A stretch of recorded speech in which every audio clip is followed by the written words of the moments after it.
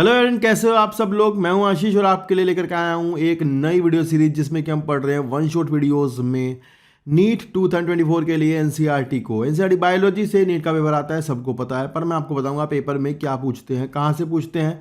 साथ ही साथ आपको कंसेप्चुअल क्लैरिटी भी देता हुआ चलूंगा, चीज़ों को समझाया भी जाएगा। ऐसा नहीं कि खाली बस ये बताया जाएगा कि पेपर में क्या आएगा। और आप अगर ये बोर्ड का पेपर दे रहे हैं, अगर आपका सीबीएसई बोर्ड का एग्जाम है, तो आपके लिए बहुत ज़्यादा महत्वपूर्ण होने वाली वीडियो। और नीट के लिए रिवीजन के लिए अगर आपको 11th पढ़ना है तो भी मैं डाल रहा हूँ, और 12th पढ़ना है तो भी मैं डाल रहा हूँ। तो दोनों की वीडियोज़ को आपको इसी चैनल पर मिलेंगी। डिस्क्रिप्शन में प्लेलिस्ट का लिंक है, या फिर आप प्लेलिस्ट सेक्शन में जाकर के देख सकते हैं। लगातार आपको वीडियोज़ मिलती रहेंगी। नीट से पहले ही हम सिलेबस को कवर कर लेंगे, और साथ ही साथ आपको क्वेश्चंस और वगैरह की वीडियोस भी दी जाएंगी। तो बने रहना मेरे साथ, देखते रहना मेरे चैनल को। करते हैं आज की वीडियो को शुरू। आज हमारा चैप्टर जो बहुत इंपॉर्टेंट चैप्टर है, जो है मोलिकुलर बेसिस ऑफ इनहेरिटेंस। ध्यान रखना, इस चैप्टर की थोड़ा लंबा चैप्टर है, तो हम इसको दो पार्ट में कवर करेंगे, पार्ट 1 पार्ट 2 में। तो जेनेटिक कोड तक हम पहला पार्ट बनाएंगे, उसके बाद हम अगला पार्ट बनाएंगे। तो शुरू करते हैं। यहाँ लिखा है, in the previous chapter you have learn the inheritance pattern and the genetic basis of such patterns at the time of Mendel. The nature of the factor regulating the pattern of inheritance was not clear.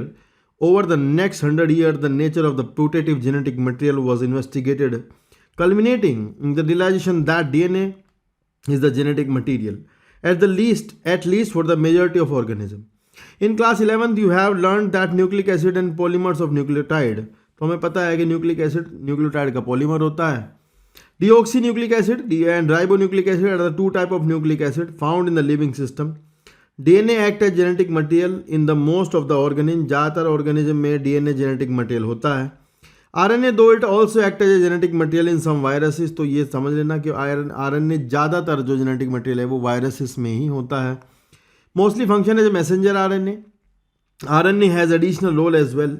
It function as adapter, मतलब कि ये adapter मतलब होता है tRNA, and has additional and structural यानी कि ribosomes, and in some case of catalytic molecule यानी कि राइबोजाइम, एंजाइम जो बने होते हैं आरएनए के, वो उनकी बात कर रहे हैं। मतलब आरएनए मैसेंजर हो सकता है, आरएनए एडेप्टर हो सकता है, आरएनए राइबोसोम बनाता है, आरएनए ही के आपके एंजाइम बने होते हैं कुछ, ठीक है। In class 11 you have already learn the structure of the nucleotide and the way these monomer unit link to form nucleic acid polymer. In this chapter we are going to discuss the structure of DNA को हम अच्छे से पढ़ेंगे, replication पढ़ेंगे, DNA copy पढ़ेंगे, और transcription पढ़ेंगे, and translation पढ़ेंगे, एंड आपका रेगुलेशन ऑफ जीन एक्सप्रेशन पढ़ेंगे कि जीन किस तरह से रेगुलेट होती हैं, है ना।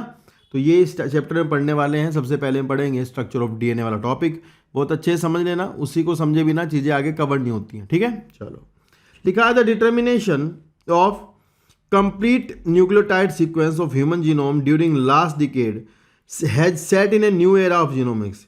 In the last section the essential of human genome sequencing and it's consequences will also be discussed. Let us begin our discussion by the first understanding the structure of DNA, a structure of most interesting molecule in the living system, that is the DNA. And in subsequent section we will understanding that why the most abundant genetic material and what is the relationship with RNA. तो वही transcription वगैरह पढ़ेंगे। सबसे पहले आपको बता दूं, chromosomes जो होते हैं वो आपके डीएनए और कुछ प्रोटीनों के मिलकर बने होते हैं। ये ध्यान रखना, प्रोटीनें सपोर्ट करने के लिए लगी होती हैं, उसमें जो सपोर्ट करते हैं उस स्ट्रक्चर को क्रोमोसोम की, उसमें मेन जो काम की चीज़ है वो डीएनए है, आपको पता होना चाहिए। और डीएनए की स्ट्रक्चर हम सीख रहे हैं कि डीएनए कैसे बनता है, ठीक है ना। तो जैसे कि आपको पता है कि डीएनए जो है वो पॉलीमर ऑफ न्यूक्लियोटाइड होता है, वो भी डीऑक्सीराइबोन्यूक्लियोटाइड। तो सबसे पहले आपको एक न्यूक्लियोटाइड के बारे में थोड़ी जानकारी होनी चाहिए, उसके बाद आप डीएनए समझ जाओगे। पढ़ते हैं, the DNA is a long polymer of deoxyribonucleotide. The length of the DNA is usually defined as a number of nucleotide and और a pair of nucleotide refer to as base pair. तो ध्यान रखना, अगर DNA single standard है, अगर आपका एक DNA single standard है, तो सिंगल स्टैंडर्ड डीएनए में आपको ध्यान रखना होगा कि वहाँ पर आपका केवल न्यूक्लियोटाइड देखे जाते हैं कि भाई न्यूक्लियोटाइड कितने हैं, उतना लंबा डीएनए होगा। अगर आपका डीएनए डबल स्टैंडर्ड है तो आप बेस पेयर्स को देखोगे, ठीक है, ये ध्यान रखना। लिखा है कि this also is the characteristics of an organism. For example, यहाँ से नीट में सवाल आएगा, मार्क कर लो। सवाल ये है कि एक बैक्टीरियोफेज में जो 5174 है, जो वायरस है, उसमें 5386 न्यूक्लियोटाइड होते हैं। ये अच्छा सवाल है, और ये ध्यान रखना क्योंकि इसमें इन्होंने कहा है 5386 न्यूक्लियोटाइड, तो ये सिंगल स्टैंडर्ड होगा। क्लियर है। फिर आगे लिखा है bacteriophage lambda has 48502 base pairs, तो ये डबल स्टैंडर्ड डीएनए रखता है। ई कोलाई में 4.6 × 10⁶ बेस पेयर्स होते हैं, तो ये भी याद रखना है। और जीनोम में ह्यूमन के हैप्लॉइड कंटेंट ऑफ डीएनए में, मतलब जीनोम की बात हो रही है, तो 3.3 × 10⁹ बेस पेयर होते हैं। Let us discuss the structure of such long polymer, तो अभी इसकी स्ट्रक्चर देखते हैं। ठीक है, सबसे पहले लिखा है, पहले मैं बता दूं फिर पढ़ेंगे तो बाद में ही, पहले थोड़ा समझाता हूँ। देखो, अगर आपको कहता है कि डीएनए जो है वो आपका डीऑक्सी राइबो न्यूक्लियोटाइड्स का पॉलीमर है, समझ रहे हो, इसकी चेन है, तो सबसे पहले आपको इसकी स्ट्रक्चर जाननी होगी कि भाई ये क्या चीज़ होता है ना। तो इसमें आप देखो, इसमें 3 चीज़ें होती हैं। एक तो पेंटोज शुगर है, 5 कार्बन की शुगर जो कि राइबोज होगी या डीऑक्सी राइबोज होगी डीएनए में, तो और उसके साथ जुड़ा होगा आपका नाइट्रोजन बेस और प्लस होगा आपका इनऑर्गेनिक फॉस्फेट। ठीक है ना, ये 3 चीज़ें मिलकर के आपकी एक न्यूक्लियोटाइड बनाती है। डीएनए केस में जो पेंटो शुगर है वो आपकी डीऑक्सी राइबोज शुगर होगी, और नाइट्रोजन बेस आपको पता है 2 तरह के होते हैं, प्यूरिन एंड पायरिमिडिन, और इनऑर्गेनिक फॉस्फेट आपको यहाँ H3PO4 यूज की जाती है। ठीक है ना, तो अभी मैं बनाता हूँ डीऑक्सी राइबोज शुगर, एक बार देख लो। तो ये आपके मान लो डीऑक्सी राइबोज शुगर है, इसमें आपका 4 कार्बन रिंग में होंगे और 5वां कार्बन रिंग से बाहर होता है, जैसे ये CH2OH मान लो यहाँ पर है, और ये आपका है बीटा फॉर्म में ये होता है, बीटा फ्यूरानोज फॉर्म है ये, इसको आप ध्यान रखना स्ट्रक्चर को। थोड़ा सा इसमें चीज़ें पूछ सकते हैं, जैसे कि मान लो यहाँ पर देखोगे कि इसका पहला कार्बन ये है, दूसरा कार्बन ये है, तीसरा कार्बन ये है, चौथा कार्बन ये है, 5वां रिंग से बाहर है। अब इस स्ट्रक्चर में ये जो दूसरा कार्बन है, इस पर आप यहाँ हाइड्रोजन देख रहे हो, यहाँ पर हाइड्रोक्सिल ग्रुप दिख रहा है, तो जो हाइड्रोजन है ये वाली, अगर यहाँ पर OH होता तो ये राइबोज शुगर होती, और यहाँ पर है हाइड्रोजन, तो ये है आपकी डीऑक्सी राइबोज। तो यानी 2' डीऑक्सी राइबोज है ये, 2' मतलब दूसरे कार्बन पर हाइड्रोजन है और राइबोज में और ऑक्सीजन हाइड्रोक्सिल ग्रुप नहीं है। तो अगर यहाँ OH होता तो राइबोज शुगर हो जाती, तो फिर वो RNA में जाता। ठीक है, ये ध्यान रखना, RNA में यहाँ पर होता है OH, ये अभी बाद में काम आएगा, और DNA में होता है डीऑक्सी राइबोज। समझ आई। दूसरा, अगर मैं बात करूँ पिरिमिडिन, उनकी स्ट्रक्चर तो देखनी नहीं हो, तो 11th में है थोड़ी बहुत, पिरिमिडिन प्यूरिन वाली। तो यहाँ पर मैं कहता हूँ कि यहाँ पर ये जो हाइड्रोक्सिल ग्रुप लगा हुआ है, इस पहले कार्बन पर आपका यहाँ पर प्यूरिन या पायरिमिडिन जुड़े होते हैं। ठीक है, प्यूरिन में 2 आएंगे, आपको पता है, एडेनिन और गुआनिन। पायरिमिडिन में आएंगे डीएनए में 2, साइटोसिन और थायमिन, ये ध्यान रखना। और ये साइटोसिन थायमिन मतलब यहाँ पर, और एडेनिन गुआनिन जो है ये यहाँ पर इस वाले कार्बन पर, पहले वाले कार्बन का जो हाइड्रोक्सिल ग्रुप है यहाँ पर ये जुड़े होते हैं। यहाँ पर मैं बता दूँ बॉन्ड होता है N ग्लाइकोसाइडिक बॉन्ड। ठीक है, N ग्लाइकोसाइडिक बॉन्ड होता है। अब आपको अगर थोड़ा अच्छा जानना है तो ये सवाल आता है इस तरह से, अगर प्यूरिन है तो 1,9 ग्लाइकोसाइडिक बॉन्ड होता है, अगर पायरिमिडीन है तो 1,1 ग्लाइकोसाइडिक बॉन्ड होता है। ऐसा सवाल पूछते नहीं है, पर ध्यान रखना। ठीक है ना, फिर ये जो आपका यहाँ पर आपका 5वां कार्बन है। अभी देखो, पहले मैं बताऊं आपको, ये जो आपका ये जो प्यूरिन और पिरिमिडिन जुड़ने के बाद जो स्ट्रक्चर फॉर्म हुई है, ये जो आपके सामने इस टाइम है, ये न्यूक्लियोसाइड है एक। और न्यूक्लियोसाइड में अगर मान लो आपका यहाँ पर एक फॉस्फेट में लगाता हूँ, मान लो यहाँ पर आपका एक फॉस्फेट लग जाती है, ये ऑर्थोफॉस्फोरिक एसिड है, ये यहाँ लग गया, तो भाई ये जो इसका ये जो हाइड्रोजन है ये यहाँ पर एक वाटर मॉलिक्यूल रिलीज करेगा, ये वाटर बाहर हो जाएगा, और वाटर बाहर होने के बाद यहाँ पर एक बॉन्ड फॉर्म होगा, उसे कहते हैं फॉस्फोएस्टर बॉन्ड। फॉस्फोएस्टर बॉन्ड, समझ आई। अभी ये पूरा हो गया है न्यूक्लियोटाइड, यहाँ तक का हो गया न्यूक्लियोटाइड, वो भी कौन सा, एक फॉस्फेट वाला। अगर इसके बाद एक और फॉस्फेट है तो डाई, एक और है तो ट्राई। तो जो न्यूक्लियोटाइड होते हैं वो नॉर्मली जब सेल में होते हैं तो वो ट्राईफॉस्फेट स्टेज में होते हैं, पर जब वो डीएनए की स्ट्रक्चर बनाते हैं तब वो मोनोफॉस्फेट हो जाते हैं, 2 फॉस्फेट हट जाती हैं और वो एनर्जी देती हैं जुड़ने के लिए। ये ध्यान रखना, आगे काम आएगा। तो जैसे आप देखोगे तो यहाँ 4 तरह के न्यूक्लियोटाइड हो सकते हैं, DATP, यानी डीऑक्सी एडिनोसिन ट्राइफॉस्फेट। एक हो सकता है DGTP, DCTP और TTP। वो TTP अंडरस्टूड है, ठीक है ना, क्योंकि थायमीन जो है वो DNA में ही होता है और RNA में नहीं होता, तो वहाँ UTP होता है उसकी जगह पे। तो 4 टाइप के न्यूक्लियोटाइड आपको यहाँ मिलेंगे। अगर ये खाली न्यूक्लियोसाइड की बात करेंगे तो हम कहेंगे डीऑक्सी एडिनोसिन, ये खाली न्यूक्लियोटाइड को हम बोलते हैं ऐसे, डीऑक्सी गुआनोसिन, डीऑक्सी थाइमिडिन और डीऑक्सी साइटिडिन। तो ये हैं आपके न्यूक्लियोसाइड। अगर ट्राइफॉस्फेट है तो वो न्यूक्लियोटाइड है, ठीक है ना। तो ये आपका एक न्यूक्लियोटाइड की स्ट्रक्चर। फिर ये चेन जब बनाता है तो वो चेन होती है पॉलीन्यूक्लियोटाइड यानी DNA। तो नीचे एक फोटो है, देखो यहाँ पर आप देख सकते हो, ध्यान से देखना। ये पहला न्यूक्लियोटाइड, ये वाला पहला न्यूक्लियोटाइड है और 5वां कार्बन इसका फ्री दिखाई दे रहा होगा आपको, ये वाला, ये 5वां फॉस्फेट फ्री है। पहले न्यूक्लियोटाइड का ये पहला कार्बन है यहाँ पर, जहाँ मैं मार्क कर रहा हूँ, ये पहला कार्बन है और ये दूसरा कार्बन है। यहाँ पर H है अगर ये DNA है तो, ये तीसरा कार्बन है, ये चौथा कार्बन है, ये 5वां। तो तीसरे कार्बन का जो हाइड्रोक्सिल ग्रुप है उसने नेक्स्ट वाले न्यूक्लियोटाइड का जो फॉस्फेट था 5वें कार्बन का, उसके साथ में एस्टर बॉन्ड बना लिया है यहाँ पर, ये ठीक है। और इसके अगले वाले में भी यहाँ एस्टर बॉन्ड है, मतलब दोनों तरफ आपको पता ही है ये फॉस्फो एस्टर बॉन्ड है दोनों तरफ। तो ये जो पूरा बॉन्ड हो जाएगा ये हो गया फॉस्फो डाई एस्टर। कौन सा हुआ? फॉस्फो डाई एस्टर बॉन्ड हुआ ये इनके बीच में। तो दो न्यूक्लियोटाइड के बीच में फॉस्फो डाई एस्टर बॉन्ड बनेगा। कौन सा बनेगा? फॉस्फो डाई एस्टर बॉन्ड बनेगा, दोनों तरफ फॉस्फो एस्टर बॉन्ड होता है, ठीक है। इस तरह से एक चेन बनती है। अब इस चेन में नीचे जाओगे तो आपको मिलेगा कि लास्ट में 3' हाइड्रोक्सिल ग्रुप फ्री है। तो हम ये समझते हैं, ये कहते हैं कि एक DNA की चेन जो है वो आपकी 5' to 3' होती है, 5वें से लेकर के और 3rd तक जाती है, यहाँ तक 5' to 3' एक चेन।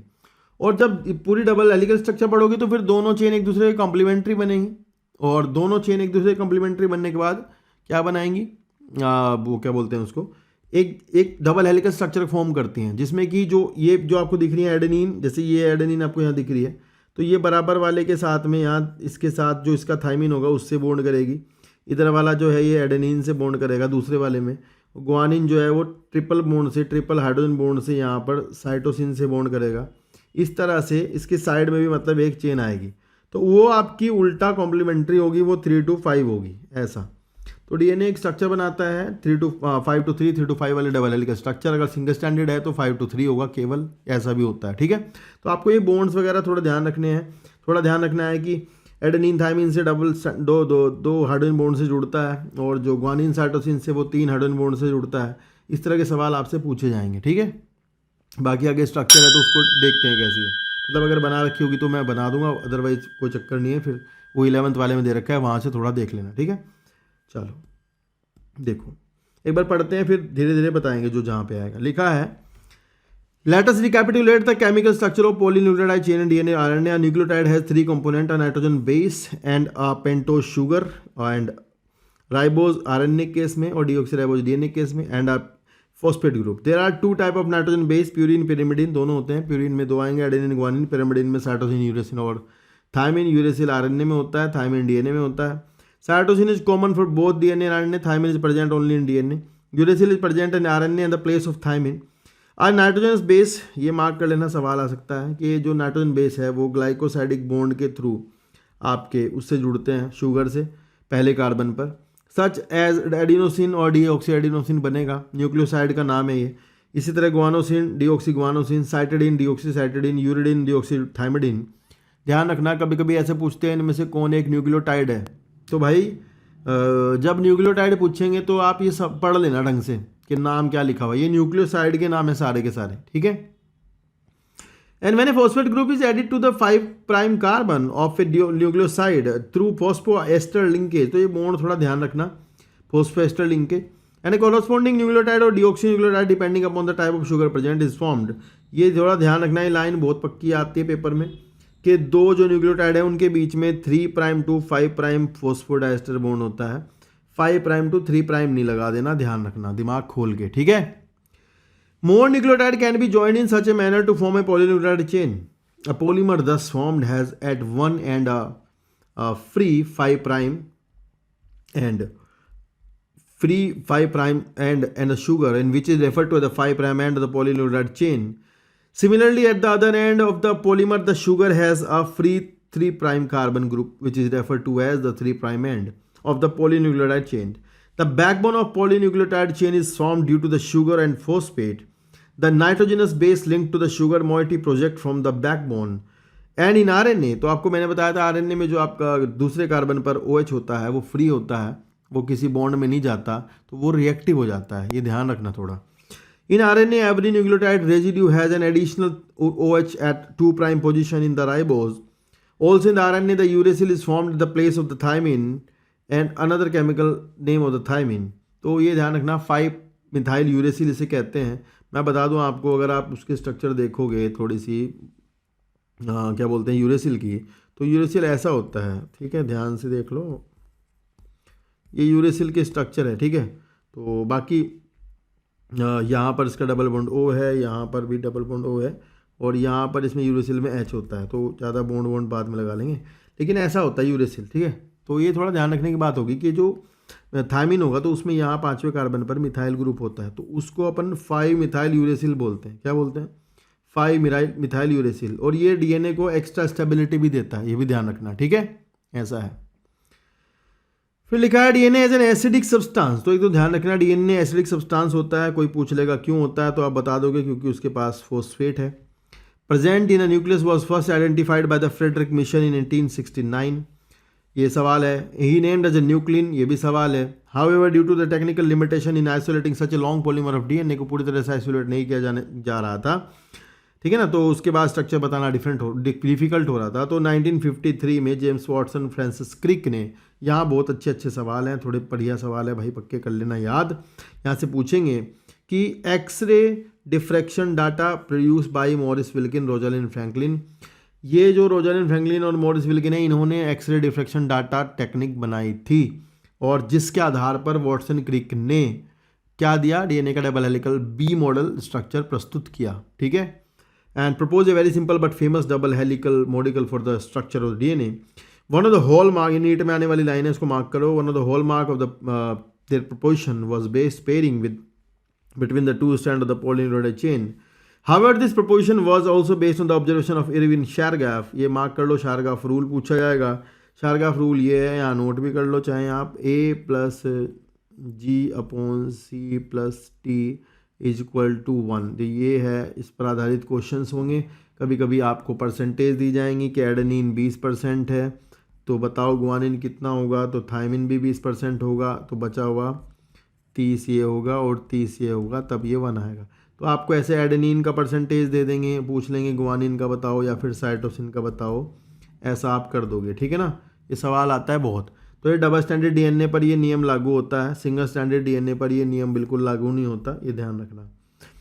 यहाँ लिखा है कि also based on the observation of Erwin Chargaff that for double standard DNA the ratio between adenine and thymine and guanine and cytosine and constant equal to 1.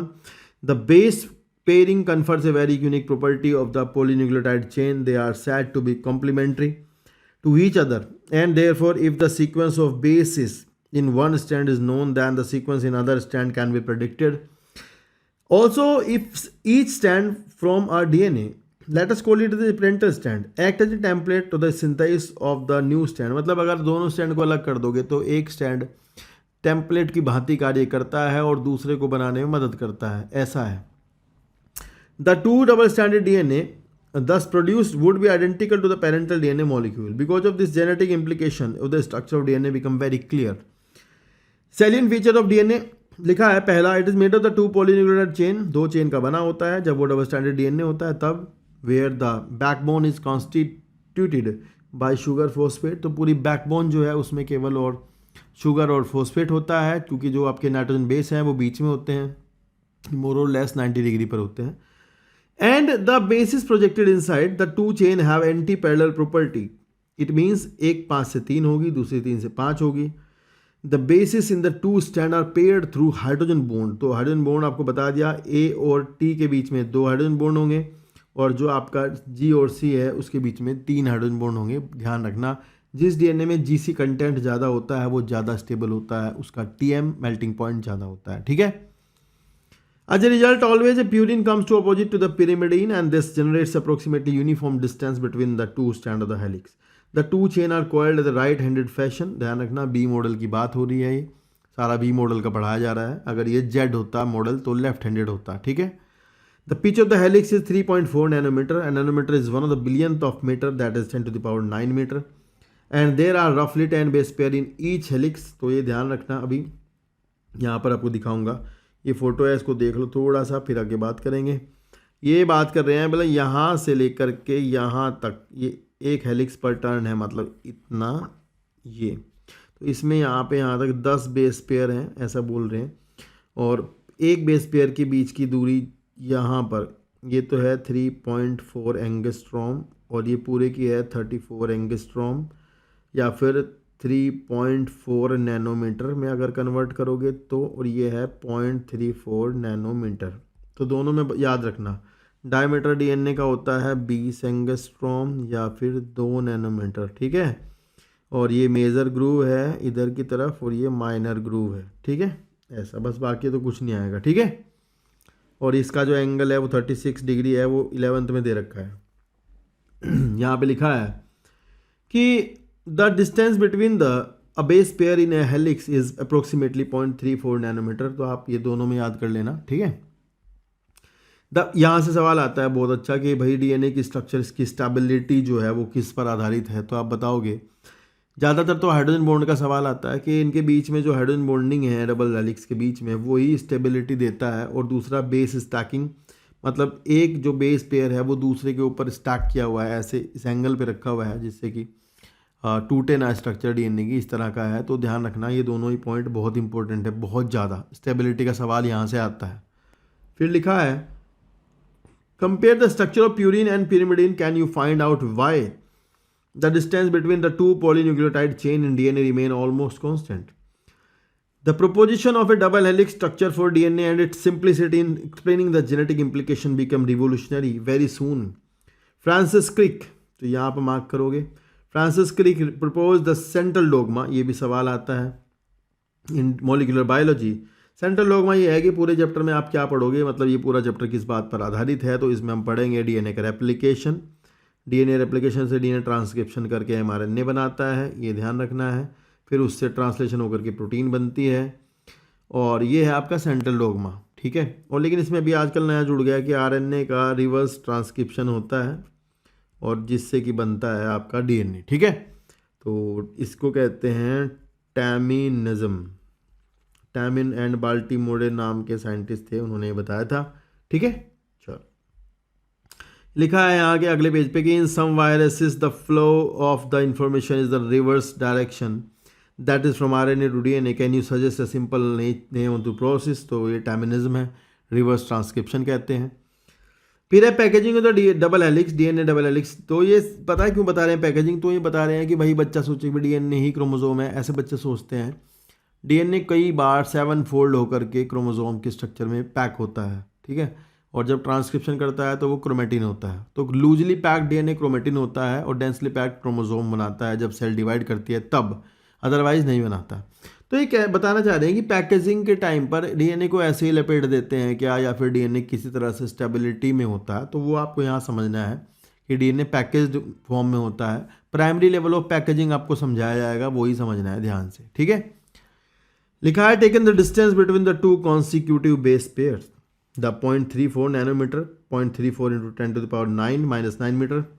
अगर आपको ये लंबाई दे करके डीएनए की मीटर में कन्वर्ट करवाएंगे तो आप कर देना। If the length of the DNA double helix in typical mammalian cell is calculated simply by multiplying the total number of base pair with distance between the two consecutive base pair, that is 6.6 into 10 to the power 9 base pair go into 10 to 0.34 into 10 to the power minus 9 से multiply कर दो तो लंबाई पता लग जाएगी। तो कह रहे लगभग 2.2 मीटर का डीएनए ह्यूमन में होता है। समझ रहे हो बात को। और ये कह रहे कि भाई न्यूक्लियस का साइज लगभग इतना दिया है 10 to the power minus 6 metre का। तो ये कह रहे भाई इतना बड़ा डीएनए इतने छोटे न्यूक्लियस में कैसे पैक होगा। तो ये समझाना चाहेंगे कि आगे पैकेजिंग एक्चुअली होती कैसे है। समझ आई ना बात। तो ये याद करना है, ये नीट में सवाल बनाने को आएगा यहाँ से। फिर लिखा है the length of the E coli DNA का 1.36 मिलीमीटर है, तो इस हिसाब से can you calculate the number of base pair, तो आप बेस पेयर कैलकुलेट कर लोगे, मीटर को कन्वर्ट कर लोगे और फिर मिलीमीटर को मीटर में, मीटर को उसमें नैनोमीटर में, और फिर आप निकाल लोगे कितने बेस पेयर है, क्योंकि एक बेस पेयर के बीच की दूरी 0.34 इंटू 10⁻⁹ है, ठीक है ना, मीटर में। तो इसको मीटर में बदल के कर लोगे। आगे लिखा है कि इन प्रोकैरियोट्स, ये कह रहे हैं कि बैक्टीरियल सेल जो होती है उसमें तो न्यूक्लियस नहीं होता, तो डीएनए फिर इधर उधर क्यों नहीं गिरता फिरता सेल के अंदर, तमीज से क्यों रहता है। लिखा है in prokaryotes such as E coli though they do not have a defined nucleus the DNA is not scattered throughout the cell. DNA being negatively charged is held with some proteins that have positive charge in region of the subnucleoid. The DNA in nucleoid is organized in a large loop held by the protein. तो ये सवाल आते हैं NEET में भी, board में भी आता है, मार्क कर लेना, पक्का सवाल है। तो लिख देना कि भाई डीएनए कुछ प्रोटीनों के साथ में पॉलीएमीन्स होती हैं उनके साथ में जुड़ा होता है, ऐसा सवाल बनाएंगे, ठीक है। लिखा है यूकैरियोट्स, अगर यूकैरियोट में जाओगे तो मैं समझा दूँ पहले कैसे होता है, ध्यान से देखो। ये यहाँ लिखा है कि यूकैरियोट्स में इलेक्ट्रॉन माइक्रोस्कोप से ली गई पिक्चर है, ये बीड्स और स्ट्रिंग स्ट्रक्चर दिख रही है। तो क्रोमेटिन जो कुछ ऐसा दिखता है, जैसे धागे पर ऐसे मोतियों की माला जैसा कुछ दिखाई देता है, इसे कहते हैं क्रोमेटिन। तो इसकी मोटाई लगभग 11 नैनोमीटर मान लो, अभी हम मान रहे हैं ये 11 नैनोमीटर की मोटाई है, पर डीएनए तो आपका होता है 2 नैनोमीटर का। तो भैया 2 नैनोमीटर से 11 कैसे हुआ, ये समझना है, ठीक है ना। तो एक्चुअली होता कैसे है, यहाँ भी देख लो ये चीज़ कि डीएनए जो होता है वो ना, जैसे मान लो ये है, मान लो ये आपका एक प्रोटीन है ये कोई, और ये प्रोटीन ऐसे बीड्स लाइक है, मतलब इस तरह से, और डीएनए आपका इसके ऊपर लिपटा हुआ है एक्चुअली ऐसे, इस तरह से मान लो डीएनए आपका इस पे लिपटा हुआ है। तो डीएनए तो था 2 नैनोमीटर का, तो अभी ये जो पूरा स्ट्रक्चर बन गया, ये इतना मोटा हो गया, ये हो गया लगभग 11 नैनोमीटर का। तो ये क्रोमेटिन बना रहा है पैक होके। तो डीएनए कुछ प्रोटीनों के ऊपर लिपटा होता है, बेसिक प्रोटीनों के ऊपर लिपटा हुआ होता है डीएनए। उन बेसिक प्रोटीनों को हिस्टोन प्रोटीन कहते हैं, ये ध्यान रखना। यहाँ पर ये सेंटर में जो पर्पल कलर का है ये कोर है उसका, और एक और एडिशनल उसके साथ हिस्टोन प्रोटीन लगी होती है H1, जो उसे स्टेबिलिटी देती है, जो उसके बीच में जो डीएनए आ रखा है ना, ये कनेक्टिंग वाला डीएनए, इसको स्टेबल करने के लिए होती है, ठीक है। तो इस तरह से हमारा जो मॉडल बना है, ये जो पूरा मॉडल एक मॉडल जो होता है, ये इसको न्यूक्लियोसोम बोलते हैं, और बीड्स ऑन स्ट्रिंग मॉडल बोलते हैं इसको। तो मतलब एक स्ट्रक्चर न्यूक्लियोसोम है, तो न्यूक्लियोसोम न्यूक्लियोसोम न्यूक्लियोसोम न्यूक्लियोसोम बना करके पूरा एक फाइबर बनता है, और फिर वो ये वाला फाइबर जा करके फिर से ऐसे लिपटेगा, और फिर से एक कॉइल्ड स्ट्रक्चर बनाएगा, फिर उसके बाद और बार कॉइल्ड होएगा, ठीक है ना। तो जिग जैग फॉर्म में कॉइल्ड होता है, इसका फोल्ड बनाता है, उसके बाद और कॉइलिंग होगी, फिर ये क्रोमेटिड बनेगा, क्रोमोसोम बनेगा। तो 7 टाइम फोल्ड होता है, ये ध्यान रखना। बाद में जब क्रोमोसोम हो जाता है तो लगभग 1400 नैनोमीटर बन जाएगा क्रोमोसोम के टाइम पर, ये ध्यान रखना, ठीक है।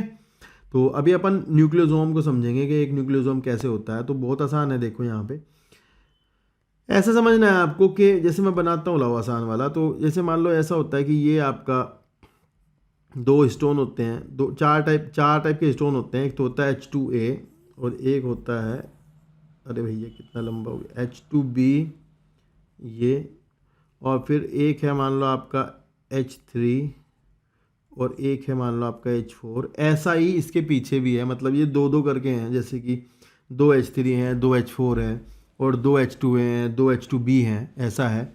और इसके ऊपर डीएनए आपका यूं मान लो लिपटा हुआ ऐसे, सॉरी ऐसे बनाते हैं, ऐसे करके डीएनए आपका लिपटा है। तो ये एक न्यूक्लियोसोम हुआ जिसमें कि आपको सेंटर पर जो कोर प्रोटीन है वो 8 हिस्टोन प्रोटीन लगी हुई हैं। तो इसलिए इसको हम सेंटर वाले को हिस्टोन ओक्टामर बोलते हैं। क्या बोलते हैं? हिस्टोन ओक्टामर बोलते हैं। और ओक्टामर कोर हो गया, उसके बाद फिर आगे लगा हुआ होता है यहाँ पर लिंकर डीएनए के साथ में H1 हिस्टोन। ये तो लगभग 5 टाइप के हिस्टोन होते हैं इसमें, ये ध्यान रखना। They are basic proteins and lysine और आर्जिनिन एमिनो एसिड इनके अंदर होते हैं। ये भी सवाल बनेगा, ठीक है ना। देखो तो फिर इस तरह से एक न्यूक्लियोसोम फॉर्म होता है और वो जुड़ जुड़ के एक क्रोमेटिन का फॉर्मेशन करता है, ठीक है। ऐसा यहाँ लिखा है in eukaryotes this organisation is much more complex. There is a set of positively charged basic protein called as the histone proteins and protein acquire charge depending on the abundance of amino acid। कौन से होंगे? तो मैं बता दूं lysine और arginine होंगे। Both the amino acid residue carry positive charge होता है, डीएनए पर नेगेटिव चार्ज होता है। हिस्टोन ऑर्गेनाइज होकर के ऑक्टामर बनाते हैं, हिस्टोन ऑक्टामर कहलाता है। And negative charge DNA wrapped होता है उसके ऊपर पॉजिटिवली चार्ज प्रोटीन के ऊपर, जिससे कि वो न्यूक्लियोसोम का फॉर्मेशन करता है। और टिपिकली ये सवाल यहाँ से पूछा जाएगा कि एक न्यूक्लियोसोम में लगभग 200 बेस पेयर डीएनए होता है।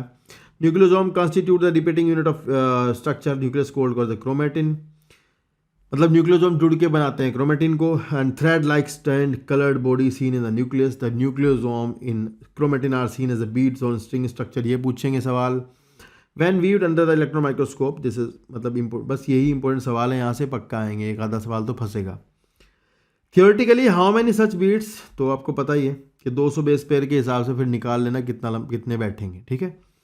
The beads on string structure in the chromatin is packed to form chromatin fibre that the further coiled and condense at metaphase stage. ये सवाल आएगा आपको प्रॉपर क्रोमोसोम मेटाफेज स्टेज में ही cell division की देखने को मिलेंगे, ये ध्यान रखना, ये सवाल है, बढ़िया पूछते हैं यहाँ से आएगा। और फिर लिखा है कि that is further coiled and coiled condense in the metaphase stage and of cell division to form chromosome, the packaging of chromatin at higher level required additional set of proteins that collectively were referred to as non-histone protein। तो non-histone protein भी उसके साथ जुड़ी होती हैं बहुत सारी।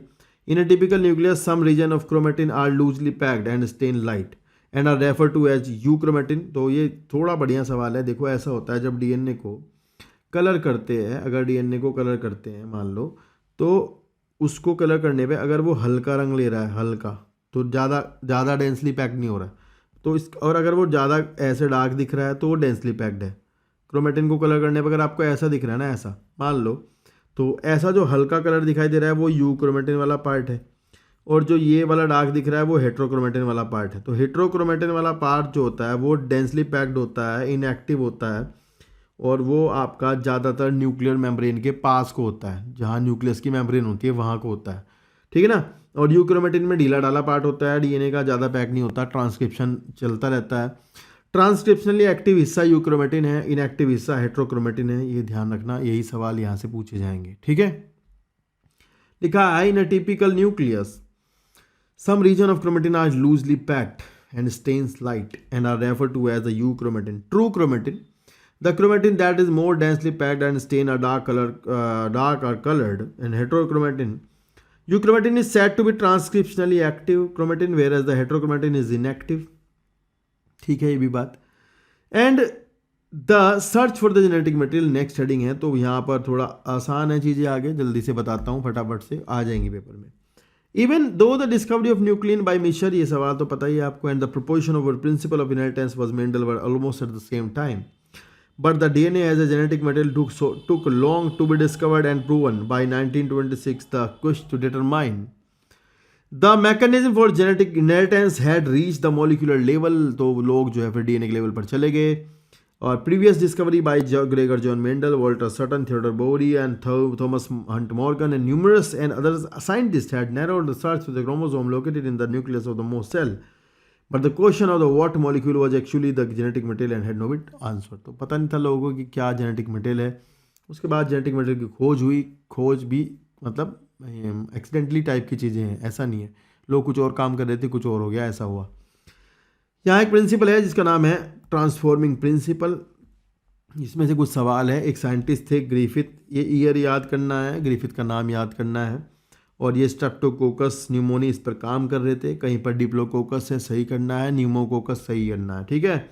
तो ये इस पर काम कर रहे थे न्यूमोकोकस पर।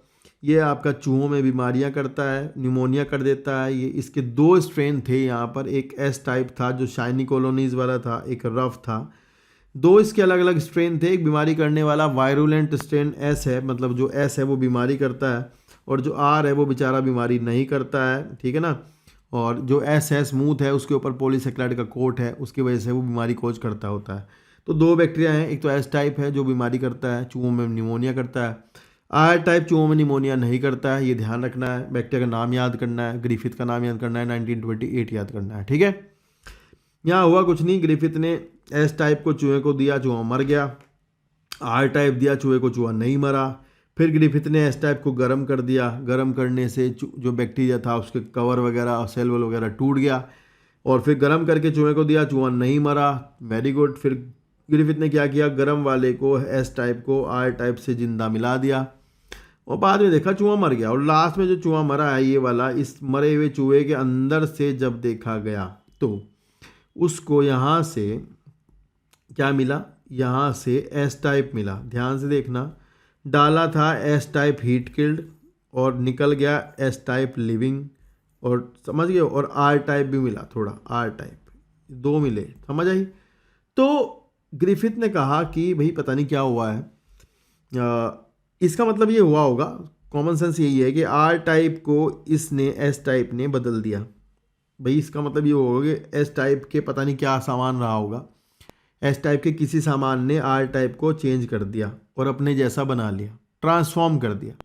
तो पर ग्रिफिथ ये नहीं बता पाए कि वो चीज़ क्या थी जिसने ऐसा किया, ठीक है, वो क्या चीज़ थी जिसने ऐसा किया, उसके बारे में बता नहीं पाए। तो ग्रिफिथ ने बाद में ऐसे कहा कि he concluded that R strain bacteria had somehow been transformed by the heat-killed S strain of bacteria, and the transforming principle transferred from the heat-killed S type had enabled the R strain to synthesize a smooth polysaccharide coat। मतलब जो R type थे उसके ऊपर भी smooth polysaccharide coat बन गया और R type भी फिर आपके वो हो गए, मतलब स्मूथ बन गए और बीमारी करने लगे, ऐसा हुआ। पर ये this must be due to the transfer of the genetic material. तो ये कह रहे हैं कि भाई क्या गया होगा, तो एस टाइप का जेनेटिक मटेरियल अंदर गया होगा आर टाइप में, लेकिन ये नहीं पता था कि वो क्या है, प्रोटीन है, कार्बोहाइड्रेट है, लिपिड है, क्या है, पर ये पता नहीं था, ठीक है ना। चलो फिर यहाँ पर एक और साइंटिस्ट हैं दोबारा जिन्होंने उस ट्रांसफॉर्मिंग प्रिंसिपल की जो भी चीज़ थी वो जिसने कि ऐसा किया कि उसने उसे ऐसा बना दिया एस टाइप जैसा आर टाइप को, तो इन्होंने कहा कि भाई हम बताते हैं कि वो चीज़ क्या थी, मतलब वो केमिकल क्या था जिसने ऐसा किया। तो Oswald Avery, Colin MacLeod, Maclyn McCarty, तीनों का नाम याद करना है ना भाई, ये नाम याद करने प्लीज़। हाँ, एवरी, मैक्लियोड, मैकार्टी ने 1930-94 तक the genetic material was thought to be protein. पहले लोगों को लगता था कि प्रोटीन है, पर इन्होंने क्या किया, they work to determine the biochemical nature of transforming principle. इन्होंने किया इतना आसान सा काम, मैं समझा दूँ जल्दी में, सीधा समझ लो फटाफट से। इन्होंने किया ये, इन्होंने लिया heat killed S type, simple है, हीट किल्ड एस टाइप का इन्होंने सेंट्रीफ्यूगेशन किया, ऐसा मान लो इसका डीएनए अलग कर लिया, उसकी प्रोटीन अलग कर ली, उसका मान लो लिपिड अलग कर लिया, उसका इन्होंने आरएनए अलग कर लिया, ऐसा, ठीक है, सिंपल। और फिर इन्होंने सीधा सीधा जल्दी में बताता हूँ आपको मैं कि इन्होंने फिर इनमें से डीएनए को एक बार लेके आर टाइप से मिलाया और फिर चूहे को दिया, प्रोटीन को लेकर के आर टाइप से मिलाया, चूहे को दिया, लिपिड लेकर आर टाइप से मिलाया, चूहे को दिया, आरएनए लेकर आर टाइप से मिलाया, चूहे को दिया। तो ना जितनी बार भी ऐसा किया, देखो डीएनए के साथ जब उन्होंने डीएनए मिला करके चूहे को दिया आर टाइप में, तो चूहा मर गया, बाकी टाइम नहीं मरा।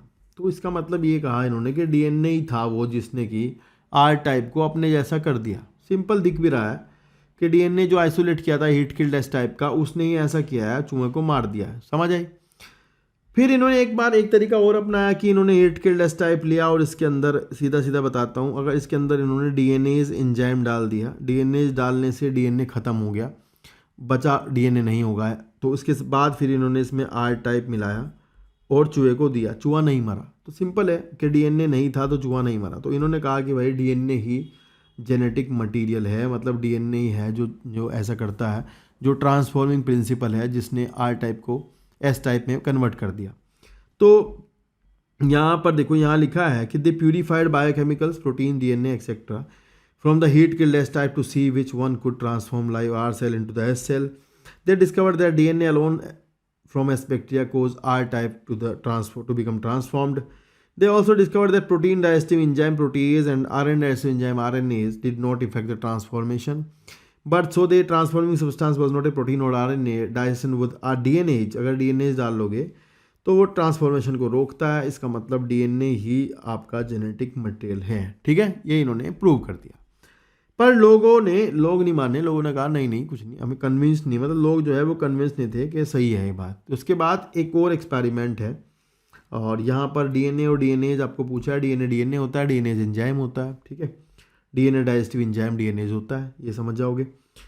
फिर एक और एक्सपेरिमेंट है जिसके बाद ये सवाल आता है कि इस एक्सपेरिमेंट के दूसरे वाले एक्सपेरिमेंट के बाद ये हैंस प्रूव्ड हो गया कि डीएनए ही जेनेटिक मटेरियल है, ऐसा। तो लिखा है कि the unequivocal proof that DNA is a genetic material came from the experiment of Alfred Hershey Martha Chase in 1952। पूरा नाम और ईयर याद करना है जरूर। Unequivocal proof that DNA is the genetic material, ये किसने दिया? चेज, हार्शे चेज ने दिया। और सवाल है कि इन्होंने किस पर काम किया? इन्होंने बैक्टीरियोफेज पर काम किया, इकोलाई पर काम किया। इन्होंने क्या किया? तो सबसे पहले इनकी कहानी थोड़ी समझनी होगी आपको। इन्होंने क्या किया? इन्होंने 2 वायरस क्रिएट किए पहले, सिंपल यही समझना है पहले। तो इन्होंने 2 वायरस बनवाए। अब ये मैं ज़्यादा लंबी कहानी नहीं बता सकता।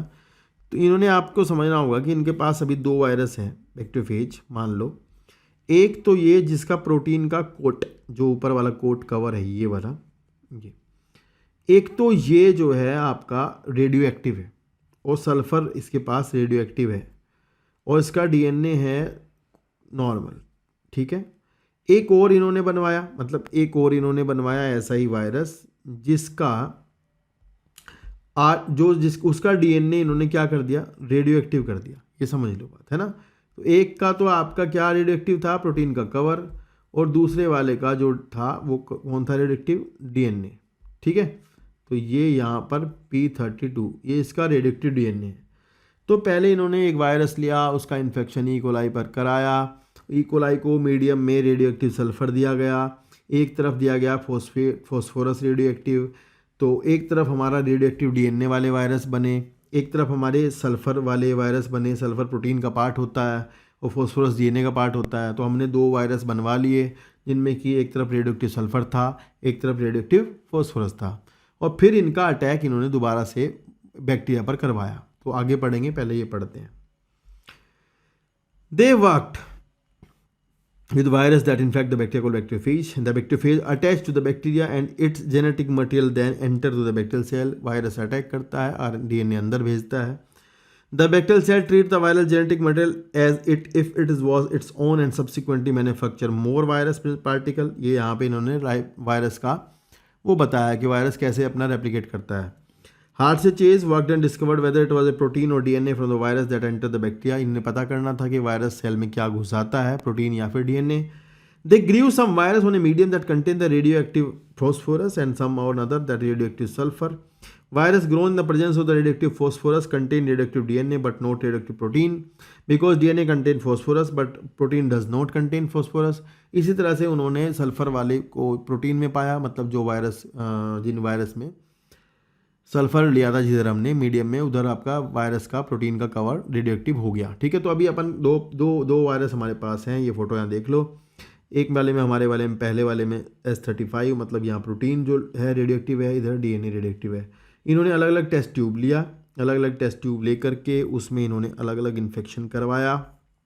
सिंपल, इधर वाले में भी और इधर वाले में अलग अलग इन्फेक्शन कराया। बैक्टीरिया के ऊपर मान लो ये बैक्टीरिया है, यहाँ पर इस पर इन्होंने वायरस का अटैक कराया। तो वायरस का अटैक हुआ होगा, मान लो यहाँ पर छोटा छोटा दिखाता हूँ ऐसे, और ये वायरस का अटैक कराया। तो फिर हुआ ये कि क्योंकि पता है कि वायरस ने जो है अपना डीएनए अंदर घुसाया होगा, अभी आजकल तो पता ही हमें, उन्हें नहीं पता था।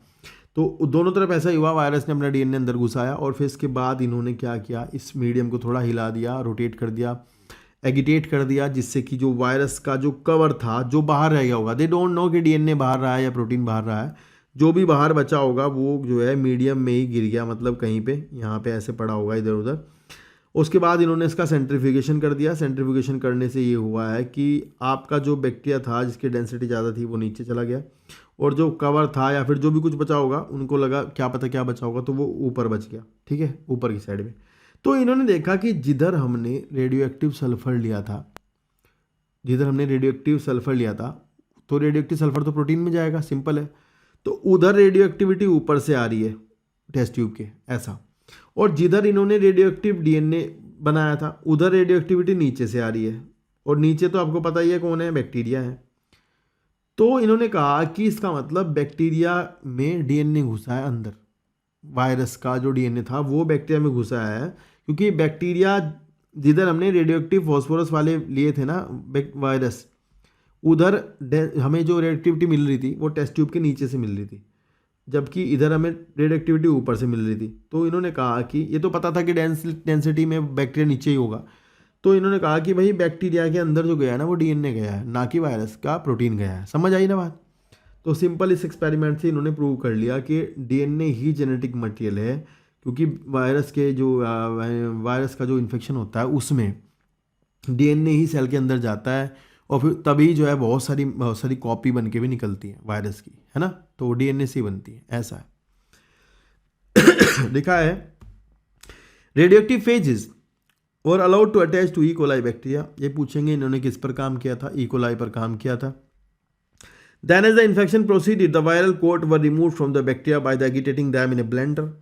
The virus particle were separated from the bacteria by spinning them in a centrifuge. Bacteria which was infected with the virus that had radioactive DNA were radioactive, and indicating that DNA was the material that passed from the virus to the bacteria.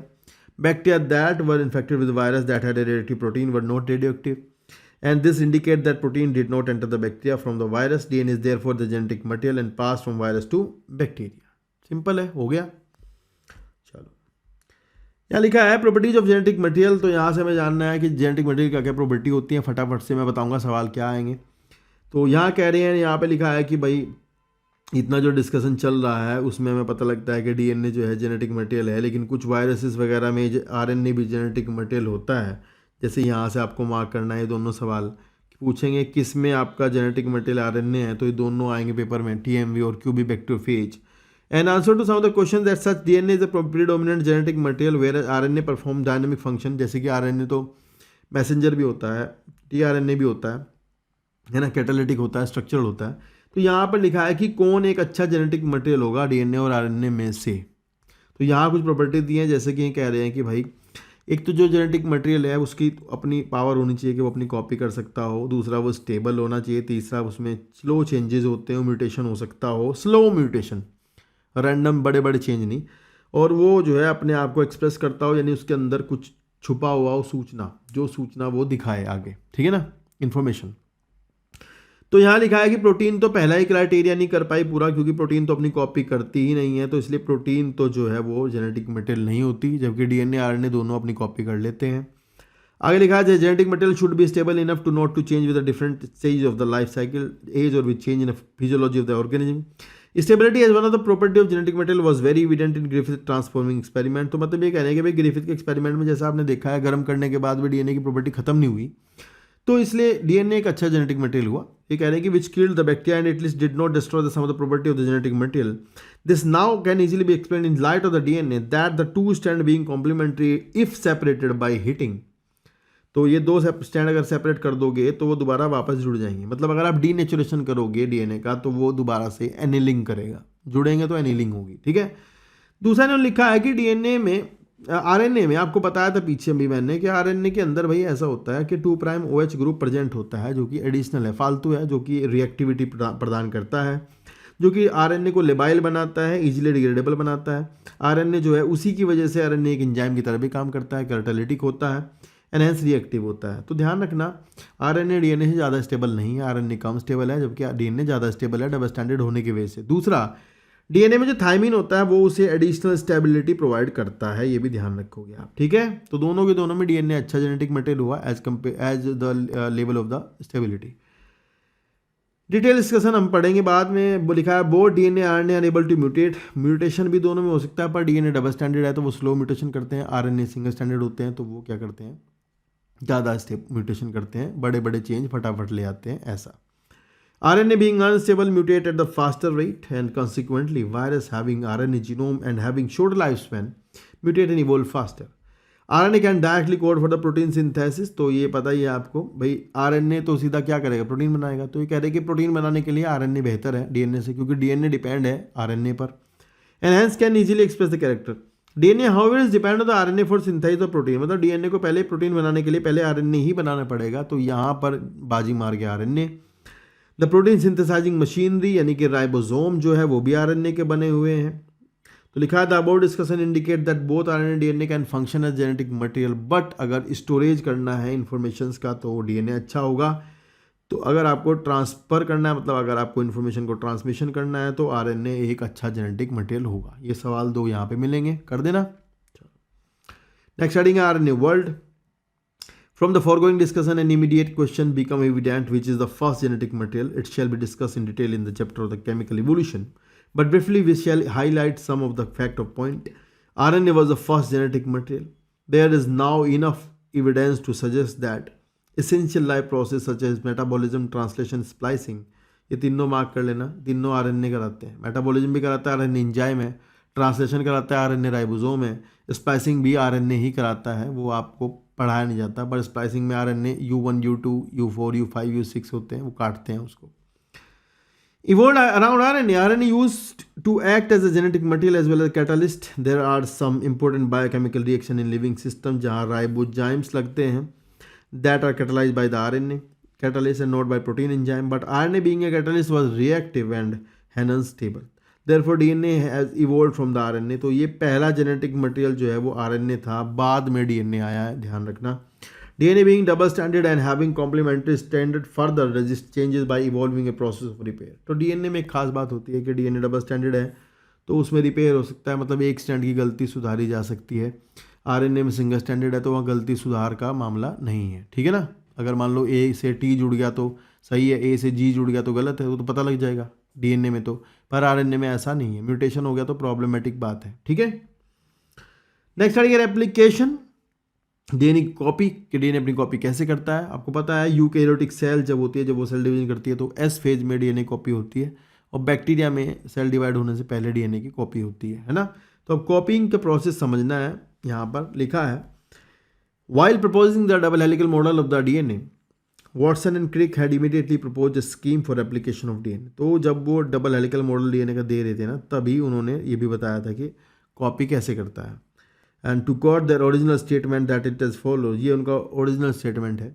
It has not escaped our notice that the specific pairing we have postulated immediately suggest a possible copying mechanism for the genetic material 1953। तो उन्होंने कहा कि जो structure हमने बताई है, इस structure से हमें ये भी पता लगता है कि डीएनए कैसे कॉपी होता होगा, ठीक है। The scheme suggested that the two stand would separate and act as a template for the synthesis of new complementary stand. NEET में आएगा सवाल कि दोनों स्टैंड जो है वो टेम्पलेट की तरह काम करते हैं रेप्लिकेशन में, आप देखोगे भी आगे।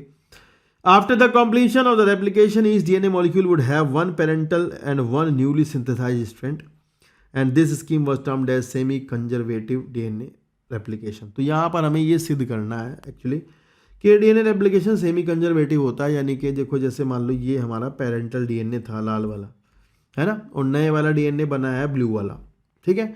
फिर अगर ब्लू वाला और लाल वाला ये दोनों स्टैंड सेपरेट होंगे आगे चल के, तो फिर से नया बनेगा। लेकिन ये कहना चाहते हैं कि जो पेरेंटल वाला है रेड वाला, ये पॉपुलेशन में बना रहेगा, समझ आई, मतलब ये तो आगे तक चलेगा। तो इसी बात को कहते हैं कि DNA replication is semi conservative. तो इसको एक्चुअली यहाँ पर प्रूव करना है एक्सपेरिमेंटली कि डीएनए रेप्लिकेशन सेमी कंजर्वेटिव होता है, ठीक है। देखो, and it is now proven that DNA replicate semi conservatively. It was shown first in E coli, mark कर लेना, एंड बाद में दूसरे ऑर्गेनिज्म में भी काम हुआ है such as plants and human cells. यहाँ मार्क करो मैथ्यू मिसेल्सन फ्रैंकलिन स्टोल का पूरा नाम, 1958 याद करना है, ये ईयर याद करने हैं, जरूर आएंगे इस चैप्टर से years. They grew E coli in a medium containing 15 NH4Cl। ध्यान रखना है यहाँ पर नाइट्रोजन का हैवी आइसोटोप लिया है, तो मैं थोड़ा समझा देता हूँ फिर पढ़ लेंगे। तो इन्होंने क्या सिंपल ये है, इन्होंने पहले एक मीडियम में ई कोलाई बैक्टीरिया को ग्रो किया और मीडियम में इन्होंने नाइट्रोजन का हैवी आइसोटोप प्रोवाइड किया। आपको पता है जब डीएनए कॉपी हुआ होगा बैक्टीरिया का, तो बैक्टीरिया में आपको नाइट्रोजन बेस भी चाहिए। अब नाइट्रोजन बेस जब चाहिए होंगे तो उनमें नाइट्रोजन जो गई होगी वो N15 गई होगी, क्योंकि मीडियम में जो नाइट्रोजन दी गई है ना वो N15 है। मीडियम में जो नाइट्रोजन है वो N15 दी गई है, इस बात का ध्यान रखना है। तो हमारे पास यहाँ इस ई कोलाई में जो जितने भी मान लो billions of E coli bacteria बन गए, वो सब के सब उनमें नाइट्रोजन का हैवी आइसोटोप चला गया N15। सिंपल है। इसके बाद इन्होंने क्या किया, यहाँ देखो, इतना आसान है, चीज़ें बच्चों को पता नहीं, समझ नहीं आता है, क्योंकि देखो दिखाया है कितना अच्छा कि भाई हमने शुरू में N15, अब हमने जो नया जो बनाया है, मतलब हमने जो बैक्टीरिया बनाए हैं N15 डीएनए वाले, जिनमें डीएनए के दोनों स्टैंड में नाइट्रोजन जो है वो N15 है, भारी वाली है, इसको हमने इस बैक्टीरिया, मान लो हमने एक बैक्टीरिया लिया और इस बैक्टीरिया को मैंने 20 मिनट तक छोड़ दिया डबल होने के लिए, तो 20 मिनट में 2 हो गया बैक्टीरिया, ठीक है, मीडियम में। और फिर मैंने इस मीडियम में एक एंटीबायोटिक डाल दी जिससे ये 2 से 4 ना बने, मान लो, तो अभी मेरे पास 1 से 2 बैक्टीरिया बन गए हैं, ठीक है, 20 मिनट बाद। फिर मैंने अभी क्या किया था, अभी मैंने मीडियम में जो नाइट्रोजन दी थी ना, वो नाइट्रोजन मैंने हैवी ना दे करके लाइट स्टेन दिया था, लाइट वाली दी थी N14 वाली, ठीक है। तो अब जो नया स्टैंड बनेगा डीएनए का, उसमें तो नाइट्रोजन हल्के वाली आएगी, N14 वाली आएगी, सिंपल है। तो मेरे पास 2 बैक्टीरिया थे, 2 डीएनए आएंगे, जिनमें कि एक स्टैंड तो N15 का रहा होगा कह रहा हूँ, मेरे को पता नहीं है, और एक नया नाइट्रोजन का घुसा होगा N14 वाला। तो फिर इन्होंने क्या किया, इसका डीएनए आइसोलेट किया, आइसोलेट करके सेंट्रीफ्यूगेशन किया, और डेंसिटी ग्रेडियंट वाला, उसमें इन्होंने देखा कि टेस्ट ट्यूब में इस पोजीशन पर इसका बैंड आया है। इनको नहीं पता भारी हल्का क्या है, पर इसका बैंड इससे थोड़ा ऊपर आया है, जिसमें कि हैवी डेंसिटी थी पहले वाले में, इसका किया था तो इसमें यहाँ पे आया था। तो इनमें पोजीशन का अंतर आप देखो दोनों में, ये थोड़ा सा इससे थोड़ा ऊपर है, ये वाला है ना, ये वाला। तो इन्होंने कहा कि चलो आगे देखते हैं। फिर इन्होंने दोबारा से शुरू से एक्सपेरिमेंट किया, और फिर बैक्टीरिया हो गए 2 से 4, अभी 40 मिनट तक 2 से 4 बैक्टीरिया बन गए। अब 4 बैक्टीरिया बनने के बाद इनका डीएनए निकाला गया, नाइट्रोजन अभी भी मीडियम में N14 दिया गया, हल्के वाला ही। और इसके बाद इन्होंने जब डीएनए निकाल के आइसोलेट करके सेंट्रीफ्यूगेशन किया, तो इस बार इन्होंने टेस्ट ट्यूब में 2 बैंड देखे, 2 बैंड, एक बैंड तो सेम पोजीशन पर था जहाँ पे बीच वाले में आया था, उसी पोजीशन पर था, और एक बैंड दूसरी ऊपर और पोजीशन पे आया, मतलब वो डेंसिटी के अकॉर्डिंग और हल्का रहा होगा तो वो ऊपर आया है। तब इन्होंने कहा है कि इसका मतलब जो पेरेंटल स्ट्रैंड चला आ रहा था ना, वो अभी भी पॉपुलेशन में मौजूद है, यहाँ पर ये वाला हाइब्रिड वाला, जिसमें N15 और N14 दिखाई दे रहा है ये, और एक नया हल्के वाला बन गया। समझ आई ना बात। तो इससे सिद्ध होता है कि जो पेरेंटल स्ट्रैंड्स है वो पॉपुलेशन में मौजूद रहते हैं। सेमी कंजर्वेटिव डीएनए रेप्लिकेशन है, यही बताया जा रहा है बस, सीधा सीधा। इसके बाद अगर आप 4 से 8 करोगे तो भी 2 बैंड आएंगे, 8 से 16 करोगे तो भी 2 बैंड आएंगे, 16 से 32 करोगे तो भी 2 ही बैंड, 2 ही आएंगे, जब तक कि मीडियम में नाइट्रोजन का आइसोटोप ना बदल जाए। समझ आई। और बस ये है कि मात्रा बढ़ती चली जाएगी, है ना, मतलब जैसे 16 हो जाएंगे तो 16 में 2 आपके ऐसे रहेंगे बीच वाले जैसे ऐसे वाले, और 14 हो जाएंगे लाइट वाले, है ना। और अगर 32 होंगे तो उसमें भी 2 आपके बीच वाले जैसे होंगे, और बाकी 30 हो जाएंगे लाइट वाले, ऐसा रहेगा, रेशो बढ़ जाएगा बस, ठीक है ना। तो चलो पढ़ते हैं। यहाँ लिखा है कि the only nitrogen source for many generations, the result was that 15N was incorporated into newly synthesized DNA as well as the other nitrogen containing compound.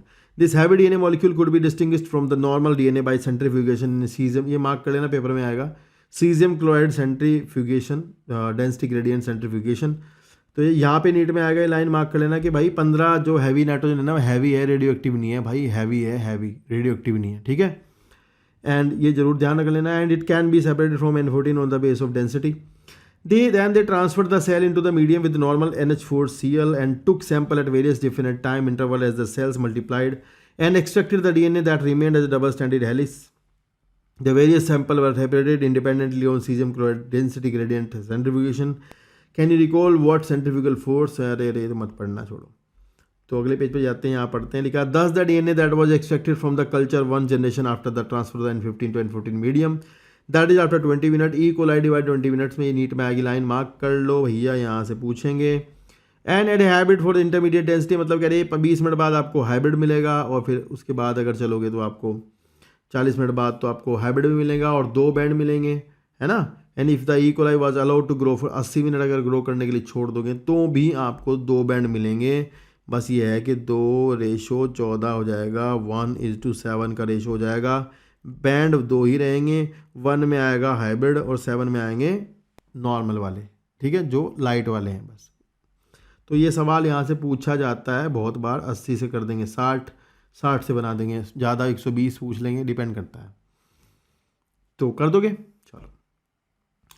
फिर आगे लिखा है इन्होंने कि एक और एक्सपेरिमेंट है, सवाल आएगा यहाँ से कि भाई सीधा याद कर लो, टेलर ने विसिया फैबा पर रेडियो एक्टिव थाइमिडीन की मदद से एक्सपेरिमेंट करके बताया कि 1958 में डीएनए रेप्लिकेशन सेमी कंजर्वेटिव होता है। टेलर ने विसिया फैबा पर रेडियो एक्टिव थाइमिडीन की मदद से यही एक्सपेरिमेंट करके बताया कुछ कि डीएनए रेप्लिकेशन सेमी कंजर्वेटिव होता है। सिंपल याद करना है, आएगा ये, ठीक है। नेक्स्ट है the machinery and the enzyme. तो नेक्स्ट है रेप्लिकेशन का प्रोसेस, कि कैसे भैया डीएनए रेप्लिकेशन होता है, इस प्रोसेस को समझना है। बहुत अच्छा टॉपिक है, सवाल आसान आता है, भयंकर लेवल के नहीं आते। आप इतना हाई टेक ना पढ़ लेना। और जो लोग इस टाइम पर यहाँ वीडियो देख रहे हैं वो लाइक कर देना जरूर और शेयर कर देना दोस्तों को, ठीक है ना। Thank you so much. अगर पूरी देख रहे हो तो उसके लिए बहुत बहुत धन्यवाद अभी से ही, ठीक है। लिखा है living cells such as E coli the process of replication requires a set of the enzyme. देखो रेप्लिकेशन में 2 स्टैंड होते हैं, दोनों स्टैंड अलग हो जाते हैं, दोनों पर नया नया स्टैंड बनता है। 5 से 3 वाले पे 3 से 5 बनेगा, 3 से 5 पे 5 से 3 बनेगा। ध्यान रखना दोनों ही स्टैंड की सिंथेसिस 5 to 3 डायरेक्शन में होती है, इस बात को रट लो। दोनों स्टैंड की सिंथेसिस 5 to 3 डायरेक्शन में होती है। नया डीएनए बने, नया आरएनए बने, कुछ ही बने, डायरेक्शन 5 to 3 ही रहेगी। समझ आया ना, ये ध्यान रखना।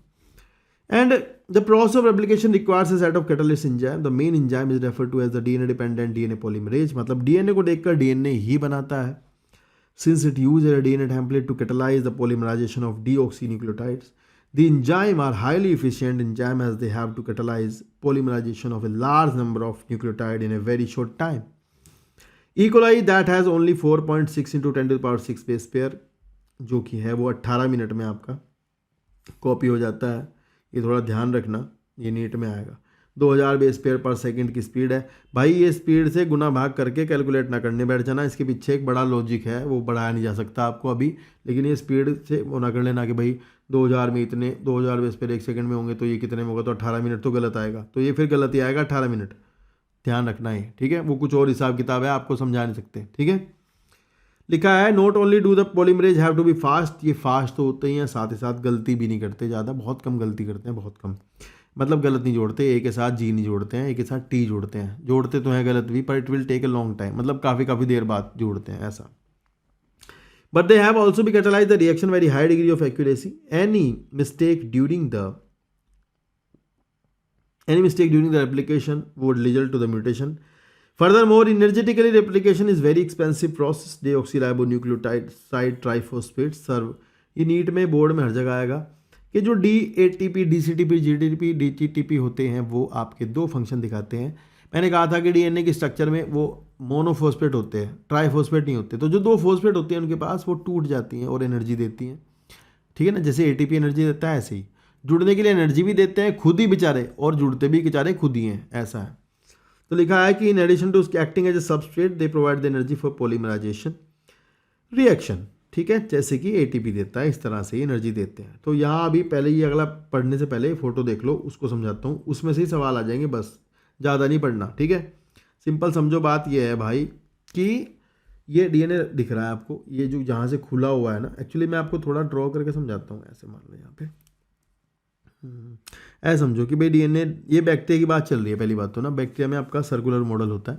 तो बैक्टीरिया में ऐसा होता है एक्चुअली, यहाँ से मान लो, जैसे मान लो यहाँ से मामला खुल गया डीएनए का,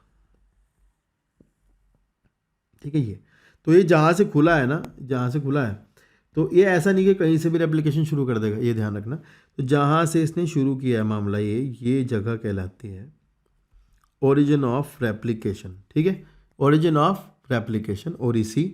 और इस पर भी ऐसा नहीं है कि यहाँ पूछो, और यहाँ पर ना एक सीक्वेंस होती है, मतलब एक अलग ही लेवल की सीक्वेंस होती है, तो उसके बारे में बात नहीं करनी है। तो उसको पहचाना जाता है कि भाई ये है ओरिजिन ऑफ रेप्लिकेशन। डीएनए में, बैक्टीरियल डीएनए में एक्चुअली एक ही जगह पे होती है वो, ठीक है। प्रोकैरियोट में एक ही जगह से डीएनए रेप्लिकेशन शुरू होता है, पर यूकैरियोटिक में मल्टी रेप्लिकोनिक साइट्स होती हैं, मल्टीपल ओरिजिन ऑफ रेप्लिकेशन होते हैं, अलग अलग जगह से शुरू कर सकते हैं, है ना, वो बड़ा होता है।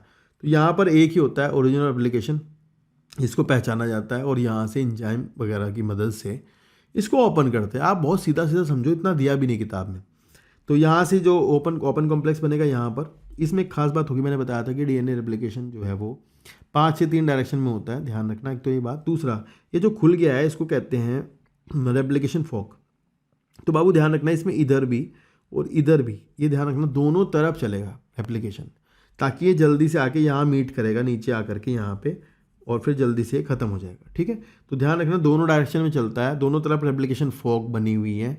तो अपन जो देख रहे हैं किताब में वो एक साइड का देख रहे हैं, मतलब ऐसा देख रहे हैं, ये वाला, ये एक रेप्लिकेशन फॉक हमें दिखाई दे रही किताब में ऐसे, ये वाली, ठीक है ना, ये ध्यान रखना बस। तो अभी अपन इस पे बात करेंगे जो एक दिख रही है, इसमें मैं यहाँ पे बताता हूँ, किताब वाले फोटो पे देखो ध्यान से। तो इसमें देखो आपको एक तो ये ध्यान रखना है कि दोनों स्ट्रैंड टेम्पलेट होते हैं, दोनों पर नया बनेगा, दोनों पर डायरेक्शन 5 से 3 रहेगी नया बनने की। आपको सीधा याद करना है, ज़्यादा मैथ नहीं लगाना। एक तो एंजाइम याद कर लेना, छोटा सा मैं बता दूं आपको, यहाँ पे ऐसे लिख लो, एक तो कर लो याद हेलिकेज, वैसे किताब में ये भी नहीं है। हेलिकेज जो होता है वो चलता है यहाँ पर, और जो हाइड्रोजन बॉन्ड है इसके बीच में उसको तोड़ेगा, एक तो ये याद कर लो। और यहाँ पर कुछ प्रोटीन्स होती हैं जो इसके साथ लगती हैं, वो स्टेबल करती हैं, सिंगल स्टैंडर्ड प्रोटीन्स होती है, वो भी याद कर सकते हो। दूसरा एक महान एंजाइम जो है वो आपका डीएनए, बैक्टीरिया की बात करूँ तो मैं ये डीएनए पॉलीमरेज थर्ड है, ठीक है ना। वैसे तो यहाँ फर्स्ट सेकंड थर्ड 3 होते हैं, तो लेकिन थर्ड वाला मेन है। तो डीएनए पॉलीमरेज थर्ड जो है डीएनए कॉपी कराता है, आपको नहीं याद करना थर्ड तो कोई बात नहीं, पॉलीमरेज ठीक है। तो ये क्या करता है, देखो यार, इसको ना, इसको भी देखना होता है, मतलब इस वाले स्टैंड को भी देखेगा ये और इस वाले को, दोनों को देखता है, साथ साथ ही ये दोनों पर काम करता है, ये ध्यान रखना, एक पर काम नहीं करता, ये भी ध्यान रखना आप। और इसकी डायरेक्शन ये है, रेप्लिकेशन फोक की डायरेक्शन ये है, इधर को, इधर की साइड को जा रही है फोक, और ठीक है ना। तो ध्यान रखना, जो आपको दिख रहा होगा एक तो स्टैंड 5 से 3 बन रहा है, ये नए वाला, दोनों एक ही साथ बनते हैं, ध्यान रखना, बस यही थोड़ा ध्यान रखना। और एक तो 5 से 3 वाला बन रहा है इधर की साइड पे डायरेक्टली बनता जा रहा है, और एक बन रहा है इधर को उल्टी दिशा में। तो आपको बहुत आसान सा सवाल बताता हूँ भाई, एक तो डीएनए पॉलीमरेज एंजाइम याद करना है, रेप्लिकेशन फोक की डायरेक्शन देखनी है, याद करना है आपको डीएनए डिपेंडेंट डीएनए पॉलीमरेज है, डीएनए को देखकर डीएनए बनाएगा, ये याद करना है। एक बात याद करनी है कि जो कॉन्टीन्यूअस स्टैंड बन रहा है ना, ये इसको कहते हैं लीडिंग, इतना याद कर लो बस। और जो डिसकॉन्टीन्यूअस बन रहा है वो है लैगिंग, वो लैग कर रहा है तो लैगिंग है। और ये कर लो याद कि लैगिंग की जो सिंथेसिस है वो रेप्लिकेशन फोक के उल्टी दिशा में हो रही है, लीडिंग की सिंथेसिस रेप्लिकेशन फोक की दिशा में हो रही है, ऐसे याद कर लो। और ध्यान कर लो कि जो डिसकॉन्टीन्यूअस सिंथेसिस है उसमें टुकड़े बन रहे हैं, पैरेलल सीधा नहीं बन रहा है, ये भी याद करना है। और कर सकते हो तो टुकड़ों को कहते हैं ओकाजाकी फ्रैगमेंट, ये याद कर लो अगर कर पाओ तो। टुकड़े बाद में जो गैप है बीच में, गैप भरेगा बाद में, निक्स कहते हैं इसको, गैप भरेगा, गैप को भरने के लिए लाइगेज एंजाइम आएगा।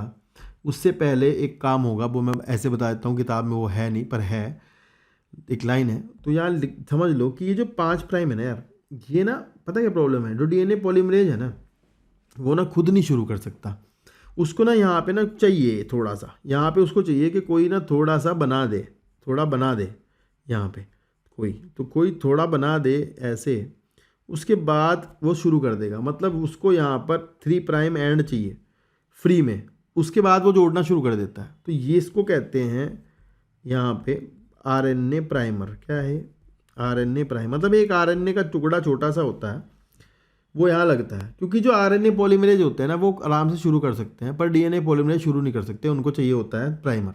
तो आरएनए पॉलीमरेज आएगा एक यहाँ पे, वो आरएनए बनाएगा, छोटा सा आरएनए बनाएगा, डीएनए नहीं, और उस पर आगे काम शुरू होगा। तो जितनी बार इधर टुकड़े बनेंगे ना, इतनी बार हर एक बार यहाँ पर प्राइमर लगता है, ये ध्यान रखना, आरएनए प्राइमर। तो आरएनए प्राइमर के बाद ही डीएनए बनता है, ये भी यहाँ इंपॉर्टेंट बात है।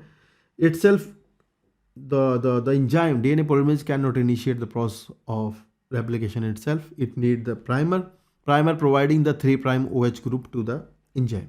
ऐसा फिर बाद में ये प्राइमर हटाना होता है, प्राइमर का रिमूवल करना होगा, क्योंकि भाई डीएनए में तो आरएनए छोड़ नहीं सकते। तो प्राइमर रिमूवल जो है वो डीएनए पॉलीमरेज 1 करता है, ये प्रूफ रीडिंग एंजाइम है, ये सवाल किताब में है नहीं।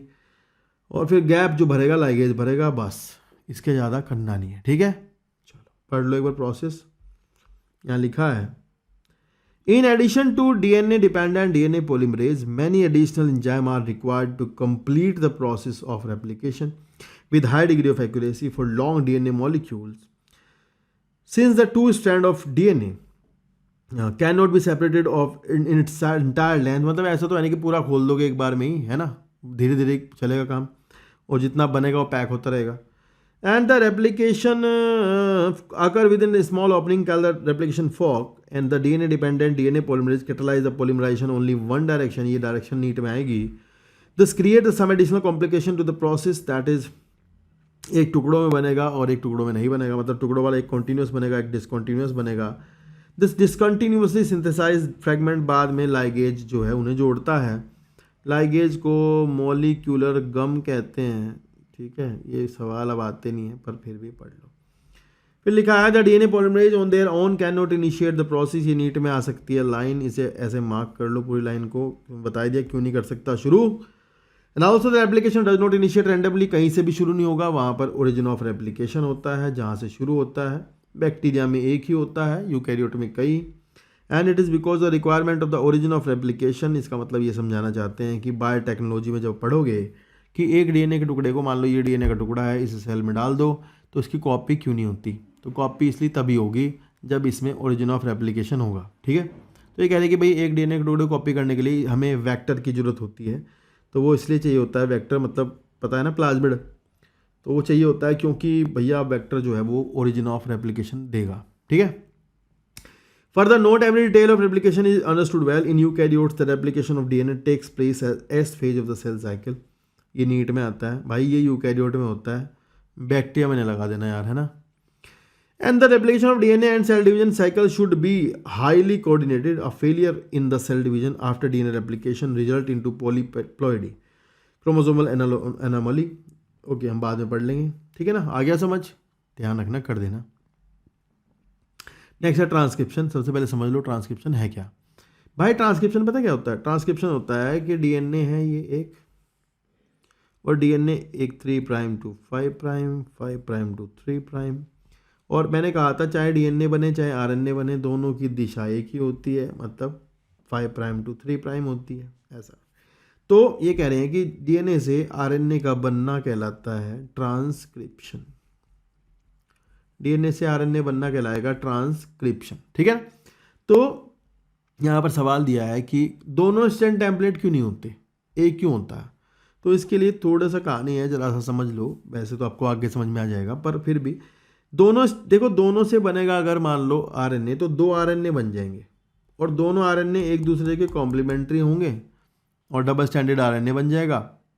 और डबल स्टैंडर्ड आरएनए से आगे प्रोटीन नहीं बन पाएगी क्योंकि ट्रांसलेशन होगा एक का ही, तो ये तो हो नहीं सकता, ऐसा होता नहीं है, ठीक है। दूसरा ये कह रहे हैं अगर मान लो 2 आरएनए बन भी गए, मान लो 2 आरएनए बन भी गए अलग अलग, तो दोनों में जो जेनेटिक इन्फॉर्मेशन होगी ना वो अलग अलग होगी, कॉम्प्लीमेंट्रिटी तो होगी पर वो अलग अलग होगी। जैसे मान लो यहाँ पर AUG है, C यहाँ पे आएगा UACG, तो ये अलग कोड बनाएगा, ऊपर वाला अलग कोड बनाएगा, तो ऐसे तो 2 प्रोटीन बन जाएंगी। अगर आरएनए से आगे प्रोटीन बनेगी तो 2 प्रोटीन तो एक जीन में होती नहीं ना, एक जीन तो एक ही प्रोटीन की इन्फॉर्मेशन रखती है, समझ रहे हो। एक जीन में 2 प्रोटीन की इन्फॉर्मेशन नहीं होती, एक ही की होती है। तो ये दो ऐसा नहीं हो सकता कि दोनों स्ट्रैंड जो है वो टेम्पलेट की तरह काम करे। एक ही स्ट्रैंड टेम्पलेट की तरह काम करता है डीएनए ट्रांसक्रिप्शन में, वो है 5 से 3 वाला, सॉरी 3 से 5। 3 to 5 stand is a template stand, ये आप समझ लोगे, अगले पेज पर आएगा भी। और जो 5 to 3 है वो कोडिंग है, अभी समझ जाओगे आगे। पढ़ते हैं क्या लिखा है। लिखा है the process of copying genetic information from one stand of the DNA into RNA is termed as a transcription. Here also the principle of complementarity governs the process of transcription, except the adenosine complement with the uracil। तो यहाँ पर आपको पता है RNA में adenosine uracil से जुड़ता है और थायमिन से नहीं जुड़ता, है ना। However, unlike in the process of replication, which once set in the total DNA of an organism gets duplicated, in the transcription only segmented or DNA, only one of the strand is copied। तो ये NEET में आता है, बस इतनी line, बाकी कुछ नहीं आएगा। And this necessitates defining the boundaries that would demarcate the region and the strand of the DNA that would be transcribed. Why the both strand are not copied during transcription? दोनों stand copy क्यों नहीं होते? मैंने समझा दिया आपको क्यों नहीं होते, ये पैराग्राफ पढ़ के देख लेना, आ जाएगा समझ में, ठीक है ना। चलो, नीचे लिखा है ट्रांसक्रिप्शन यूनिट। तो अब पूछ रहे हैं कि एक ट्रांसक्रिप्शन यूनिट क्या होती है, कहाँ से ट्रांसक्रिप्शन शुरू होता है, ऐसा क्या है वो जगह। तो इसमें तीन चीज़ें हैं। प्रमोटर वो जगह है जहाँ से ट्रांसक्रिप्शन शुरू होता है। स्ट्रक्चरल जीन जिसका ट्रांसक्रिप्शन होना है। टर्मिनेटर जहाँ ट्रांसक्रिप्शन ख़त्म होना है। एक बात बता दूं, ऐसा नहीं होता कि एक डीएनए में, एक डीएनए मान लो पूरा सेल का डीएनए है, ऐसा नहीं है कि सारा डीएनए में चल रहा है ट्रांसक्रिप्शन लगातार, ऐसा नहीं है। जीन रेगुलेटेड होती हैं, जीन कंट्रोल्ड होती हैं, सारी जीन एक साथ ट्रांसक्रिप्शन नहीं करती और रेगुलेशन में चलती हैं, जिसकी ज़रूरत होती है वही एक्सप्रेस करती है। अनकंट्रोल्ड एक्सप्रेशन नहीं देती, अनकंट्रोल्ड ट्रांसक्रिप्शन नहीं करती, ठीक है ना। तो अदरवाइज कैंसर वगैरह हो जाते हैं, ये वाली बात है, ध्यान रखना। और ये ध्यान रखना कि जहाँ शुरू होता है, जहाँ से ट्रांसक्रिप्शन शुरू होता है वो जगह प्रमोटर कहलाती है, और जहाँ जिसका होता है ट्रांसक्रिप्शन एक्चुअली वो स्ट्रक्चरल जीन है, और जहाँ ख़त्म होता है वो है टर्मिनेटर, ठीक है। तो तीन चीज़ें आपको ध्यान रखनी है। सवाल आएगा एक ट्रांसक्रिप्शन यूनिट में इनमें से क्या नहीं होता, तो वो जो नहीं होता वो इसके अलावा चौथा ऑप्शन होगा, वो आंसर होगा। फिर ये फ़ोटो है यहाँ पर, थोड़ा सा इस फोटो को समझना ज़रूरी है, बहुत ज़रूरी। कुछ बात तो मैं बताऊँगा जो बहुत ज़रूरी याद करनी है, समझनी है एक्चुअली। देखो, ये दो स्टैंड आपको दिख रहे हैं यहाँ पे ना, ये एक 3 से 5 है, एक टेम्पलेट लिखा है, एक 5 से 3 है कोडिंग। एक तो आपको ध्यान रखना है पोलैरिटी, क्या कि अगर 3 से 5 दिया है ना, अगर ऐसा है 3 से 5 तो ये टेम्पलेट होगा, ध्यान रखना। या फिर अगर ये कह दिया कि नीचे स्टैंड टेम्पलेट है, तो आपको ये देखना है 3 किधर लिखा है। आपको टेम्पलेट को 3 से 5 की दिशा में पढ़ना है, इसे नियमन रूल है ये। You have to read the template stand in 3 to 5 fashion, ध्यान रखना है। And the coding stand is just complementary to that template stand and we have to read that particular stand in 5 to 3 man, 5 से 3 दिशा में पढ़ना है। तो यही एक नियम की कायदे की बात है। नीचे स्टैंड अगर दे करके ऐसे लिख दिया है कि ये एक टेम्पलेट स्टैंड है, तो किधर से पढ़ोगे? 3 से 5। आरएनए दिया है तो 5 से 3, कोडिंग है तो 5 से 3 पढ़ना है, उधर से पढ़ना है। बस यही चीज़ आपका एक सवाल सही कर देगी, ध्यान रखना। सी, ये फोटो दिख रहा है, इसमें आपको देखो यहाँ पे आपको इसका प्रमोटर लिखा है। प्रमोटर भैया एक चीज़ बता दूँ, प्रमोटर ना एक जगह होती है डीएनए में, आरएनए में नहीं। प्रमोटर एक ना जगह होती है, उस जगह पे ना कुछ स्पेसिफिक सीक्वेंस होती है। जैसे मैं कहूँ यहाँ पर ना, यहाँ लिखा है TAT, ये लिखा है, ठीक है ना। तो इसके कॉम्प्लीमेंट्री भी कुछ होगा, वही मतलब इधर होगा TTA, इस तरह से होगा। तो 5 से 3 में तो है TTTA, उधर है AT, तो हमारा ये जो जगह है ये प्रमोटर है। यहाँ से कोई जीन शुरू होगी, इसके बाद ना कोई जीन शुरू होगी, ऐसा सीन है। इस जगह के बाद ना कोई जीन शुरू होगी, तो भाई ये प्रमोटर है। इसको ना रिकॉग्नाइज करते हैं एंजाइम, इसको पहचानते हैं, और यहीं से ट्रांसक्रिप्शन शुरू होगा। अब ध्यान ये रखना है कि प्रमोटर 5 से 3 वाले स्टैंड में जो लिखा है ना, वो है मतलब प्रमोटर। पता क्या है, जो 5 से 3 में लिखा है, जो 3 से 5 में लिखा है वो नहीं, समझ गए? ऐसा समझना है तो वो भी वही कॉम्प्लीमेंट्री तो है ही, पर ये मानते हैं, इसके रेफरेंस में बात करते हैं 5 से 3 वाले। तो ये है प्रमोटर, इसको रिकॉग्नाइज करा जाता है, यहाँ से काम शुरू होगा, ये ध्यान रखना। और ये टर्मिनेटर है भाई, यहाँ पर जीन ख़त्म होती है, इसके बाद ट्रांसक्रिप्शन नहीं होता। बस ये दो बातें ध्यान रख लोगे। और ये बीच में है स्ट्रक्चरल जीन। ये स्ट्रक्चरल जीन की बात आगे करेंगे थोड़ी सी, और इसके बारे में बताना है, पर पहले ऊपर का पढ़ लो। अच्छा, एक और बात है, जो आपका 3 से 5 है वो टेम्पलेट स्टैंड है। 5 से 3 वाला कोडिंग है। कोडिंग कोई सेंस कहते हैं, कोडिंग कोई प्लस स्ट्रैंड कहते हैं भैया, और टेम्पलेट को माइनस स्ट्रैंड कहते हैं। टेम्पलेट को ही एंटी सेंस कहते हैं। ये ध्यान रखना बस बातें, ठीक है। चलो, तो ऊपर पढ़ते हैं। लिखा है, there is a convention in the defining the two strand of the DNA in the structural gene और फिर transcription unit, since the two strand have opposite polarity and the DNA dependent RNA polymerase also catalyse the polymerisation in only one direction, that is 5 to 3.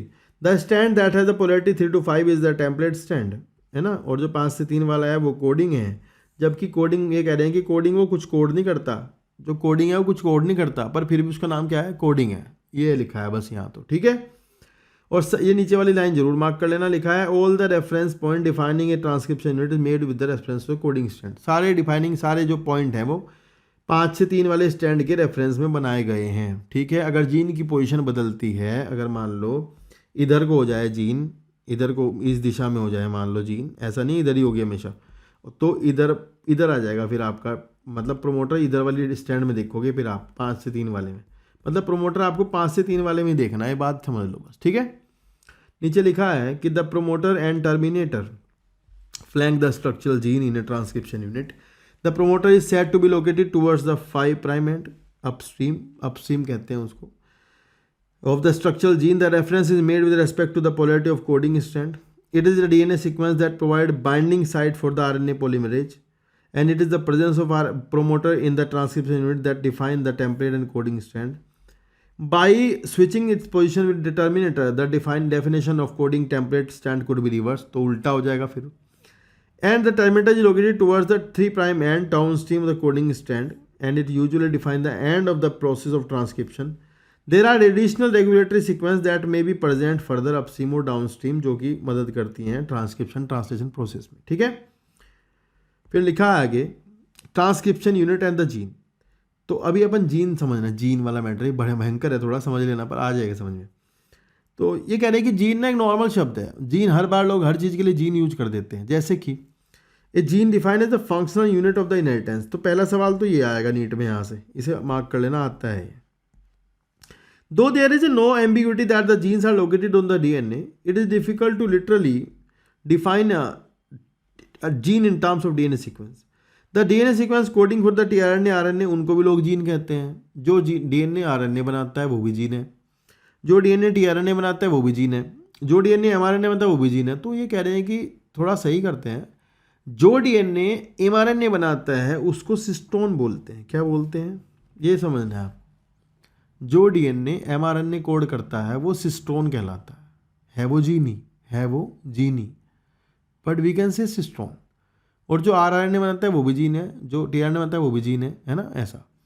तो ये थोड़ा अच्छा है समझ लेना ध्यान से कि जो डीएनए पॉलीपेप्टाइड बनाता है, जो डीएनए पॉलीपेप्टाइड की इन्फॉर्मेशन रखता है वो सिस्टोन है। क्या है वो बनाएगा एमआरएनए, उससे बनेगी प्रोटीन पॉलीपेप्टाइड, वो सिस्टोन होगा, ऐसा समझना। फिर एक और चीज़ समझनी है छोटी सी, यही समझाता हूँ। जैसे कि मान लो ये एक डीएनए है और ये है प्रोमोटर और ये है टर्मिनेटर, बीच में है स्ट्रक्चरल जीन। तो ना अगर स्ट्रक्चरल जीन में ध्यान से देखना, यहाँ पे यहाँ से यहाँ तक एक इन्फॉर्मेशन, यहाँ दूसरी इन्फॉर्मेशन, यहाँ तीसरी इन्फॉर्मेशन। अगर इस स्ट्रक्चरल जीन में 3 सिस्टोन एक साथ लगे हों, मान लो इसके अंदर 3 सिस्टोन एक साथ लगे हुए हैं, तो ये स्ट्रक्चरल जीन पॉलीसिस्टोनिक हो जाएगी। मतलब इससे जो एमआरएनए बनेगा उस एमआरएनए में 3 पॉलीपेप्टाइड की इन्फॉर्मेशन है एक साथ, ठीक है, समझ रहे हो बात को। 3 पॉलीपेप्टाइड की इन्फॉर्मेशन उसमें होगी, तो ये हो गया पॉलीसिस्टोनिक कंडीशन। ऐसा आपको प्रोकैरियोट्स में मिलता है, बैक्टीरिया में, समझ आई।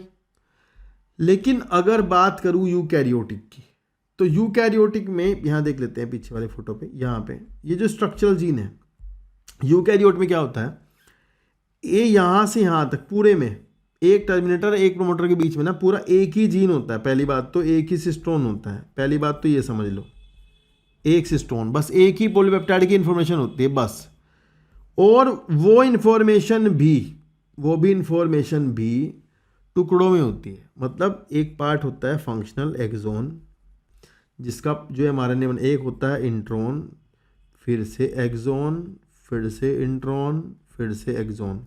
दैट मीन्स एक्सोन वाला हिस्सा तो होता है फंक्शनल पार्ट, इंट्रॉन वाला होता है नॉन फंक्शनल। मतलब इंट्रॉन वाले हिस्से से जो आरएनए बनेगा वो प्रोटीन नहीं बनाएगा, और एक्सोन वाला बनाता है प्रोटीन। एक ही, पहली बात तो एक ही प्रोटीन की इन्फॉर्मेशन है, उल्टा वो भी टुकड़ों में है, exon intron exon intron exon intron बन के ये स्प्लिट जीन होगी, क्या होगी, टूटी हुई जीन है।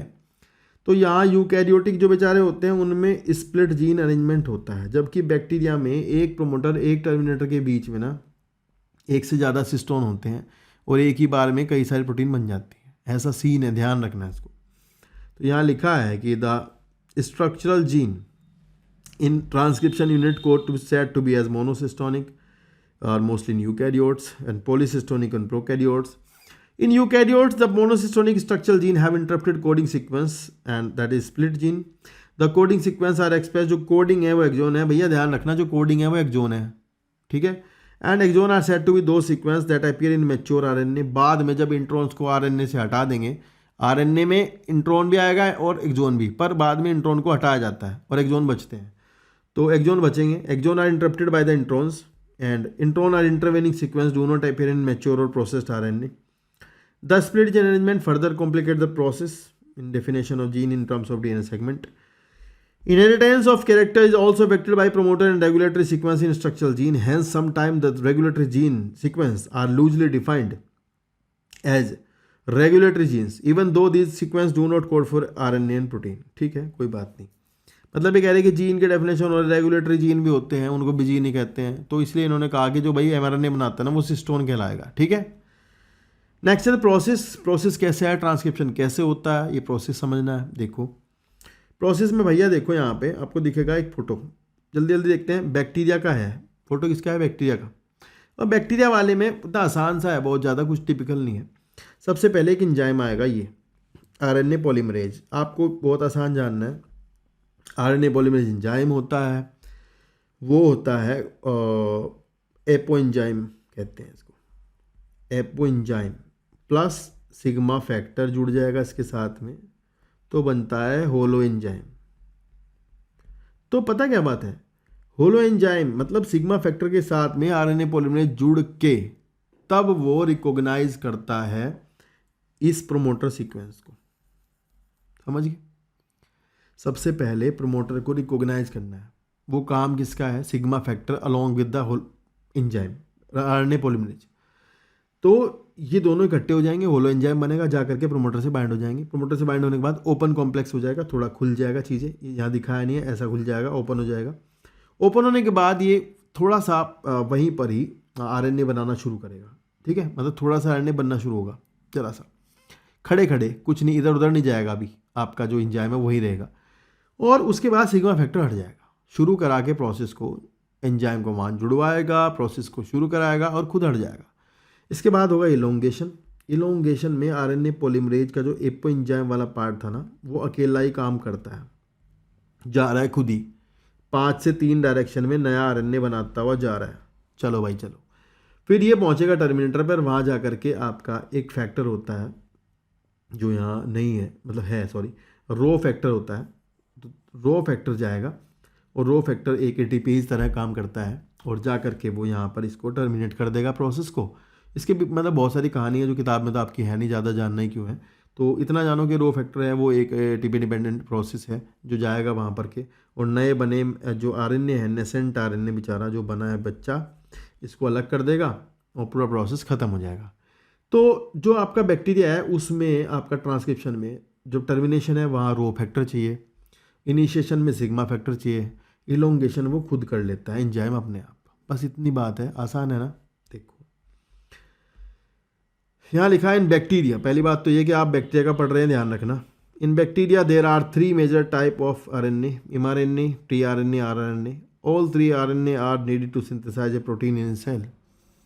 The mRNA provide the template, tRNA brings amino acids. तो ध्यान रखना mRNA टेम्पलेट है प्रोटीन बनाने के लिए, tRNA एडेप्टर होता है, एमिनो एसिड को लाता है और जेनेटिक कोड को रीड करता है। ये नीट में आता है सवाल, जेनेटिक कोड जो होगा उसे रीड भी कौन करेगा, tRNA, और आपका जो mRNA है वो टेम्पलेट है ही। आप आगे देखोगे ट्रांसलेशन वाला प्रोसेस समझ जाओगे। And rRNA play structural, and rRNA जो है वो आपका राइबोसोम बनाता है और rRNA ही एंजाइम भी बनाता है, कैटालिटिक रोल भी है rRNA का। During translation there is a single DNA dependent RNA polymerase. Bacteria में एक ही एंजाइम होता है, सिंगल, वही करता है सारे काम। and DNA dependent RNA polymerase that catalyze transcription of all type of RNA in bacteria. RNA polymerase bind to the promoter and initiate the process initiation. They use nucleoside triphosphate को use करता है और एक नया RNA बनाता है. And polymerizes in a template dependent fashion. Template को देख देख के बनाएगा नया RNA. Following the rule of the complementarity as somehow also facilitate opening of the helix. खोलता भी है उसको helix को और elongation को कंटिन्यू करता है. Only a short stretch of the RNA attached to the RNA polymerase enzyme. थोड़ा सा RNA हमेशा एंजाइम के साथ जुड़ा रहेगा. ये स्टेटमेंट नीट में आने लायक मेरे को लगता है, आ सकता है यहाँ से, ठीक है ना. Once the polymerase enzyme reach the terminator, वहाँ जाकर के टर्मिनेशन हो जाएगा, प्रोसेस खत्म हो जाएगा, ठीक है. An interviewing question is that how is the RNA polymerase able to catalyse all the 3 step alone. अपने आप तो वो सारा करता नहीं होगा, तो ये कहना चाहते हैं कि शुरू कराता है सिग्मा फैक्टर, खत्म कराता है रो फैक्टर बैक्टीरिया में, यूकैरियोट में नहीं, ठीक है ना, समझ आई. चलो तो इतना ही आएगा यहाँ से तो बस, ठीक है. फिर अगले पैराग्राफ से एक सवाल आता है, आपको बता दूं कि बैक्टीरिया में आप देखोगे, मान लो ये बैक्टीरिया है, इस बैक्टीरिया में मान लो ये ट्रांसक्रिप्शन चल रहा है यहाँ पे और नया आरएनए बन रहा है ऐसे. तो इसमें होता ये है कि सारा काम साइटोप्लाज्म में हो रहा होता है. तो ये कहना चाह रहे हैं कि भाई जब ना इसमें एक और बात है, इसमें इंट्रोन नहीं है, एक्सोन नहीं है, कुछ नहीं है इसके उसमें, मतलब इसके आरएनए में, इसके आरएनए में पॉलीसिस्टोनिक आरएनए है, इसमें इंट्रोन एक्सोन कटिंग छटिंग कुछ होनी नहीं है.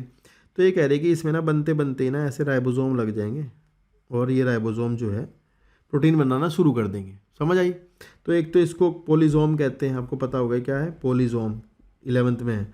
दूसरा ये है कि साइटोप्लाज्म में ही जैसे ट्रांसक्रिप्शन चल रहा था साथ में ट्रांसलेशन भी चल गया, मतलब ये कपल्ड प्रोसेस है. बैक्टीरिया में साइटोप्लाज्म में दोनों काम एक साथ चल रहे होते हैं, ट्रांसक्रिप्शन के साथ साथ ट्रांसलेशन. जबकि यूकैरियोट में जो आरएनए होता है वो बनेगा, उसमें से इंट्रोन्स हटेंगे, है ना, और फिर मेच्योर आरएनए बनेगा और वो न्यूक्लियस में होगा ट्रांसक्रिप्शन तो, और ट्रांसलेशन होगा साइटोप्लाज्म में, क्योंकि राइबोसोम साइटोप्लाज्म में है और यहाँ बैक्टीरिया में न्यूक्लियस है नहीं, तो ना इसमें सारा काम इकट्ठा होता है, उसमें अलग अलग होता है, तो वो अलग प्रोसेस है, ठीक है. तो यहाँ लिखा है कि the transcription respectively association, sorry नीचे वाला पैराग्राफ पढ़ना है.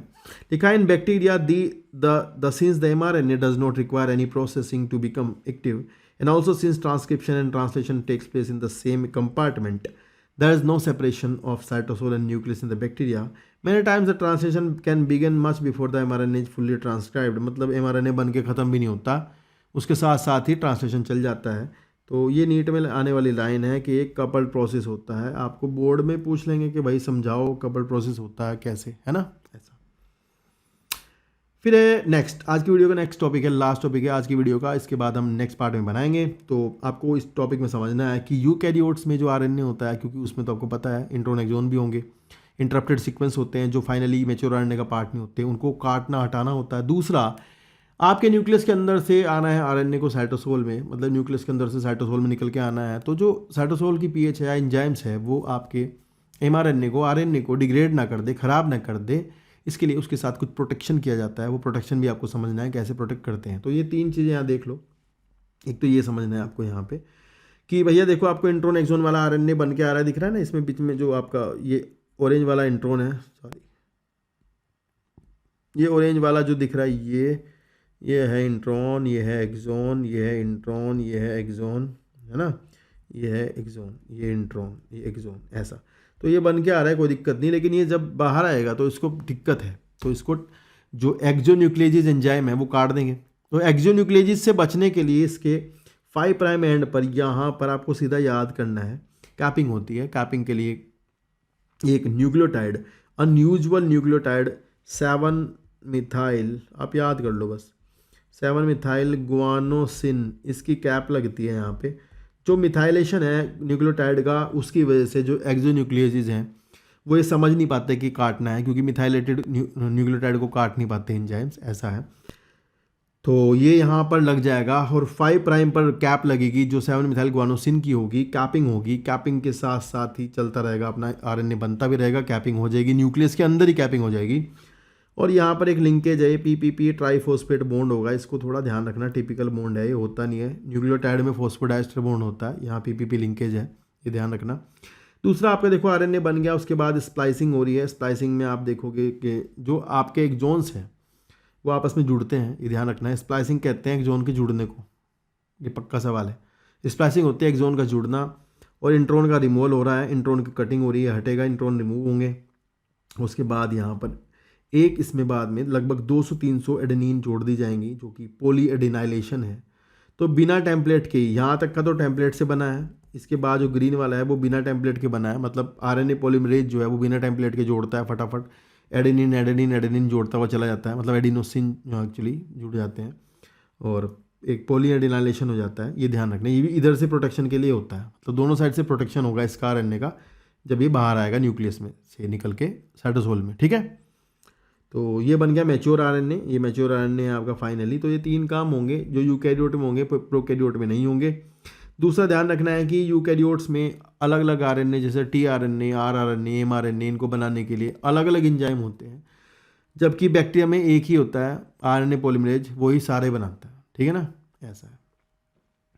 There are at least 3 RNA polymerases in the nucleus and in addition to the RNA polymerase is found in the organelles also, मतलब साइटोप्लाज्म में क्लोरोप्लास्ट का अपना आरएनए पॉलीमरेज होगा और माइटोकॉन्ड्रिया का अपना होगा, दोनों के अपने भी हैं। There is a clear cut division of labour and the RNA polymerase 1 transcribes rRNA. ये नीट में आएगा, याद कर लेना प्लीज। आरएनए पॉलीमरेज बनाता है आरआरएनए, कौन कौन सा बनाएगा, 28S बनाएगा, 18S और 5.8S, ये राइबोसोम के पार्ट हैं। आरएनए पॉलीमरेज थर्ड बनाता है टीआरएनए, 5S आरएनए, एसएनआरएनए, ये ध्यान कर लेना।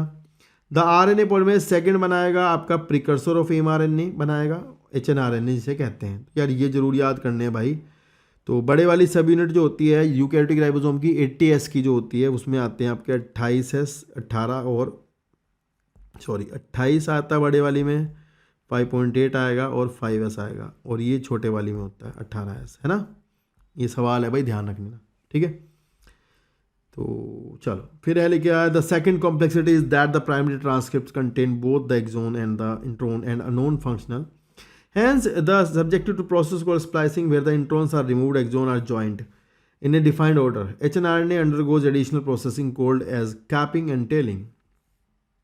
In capping, an unusual nucleotide methyl guanosine triphosphate is added to the 5' end. In tailing, the adenylate residue 200-300 तक are added to the 3' end. ये नीट में आएगा टेम्पलेट इंडिपेंडेंट मैनर, ठीक है ना। ये सवाल है बढ़िया, बिना टेम्पलेट के जुड़ते हैं। And it is the fully processed hnRNA, now called the mRNA, that is transported out of the nucleus for translation.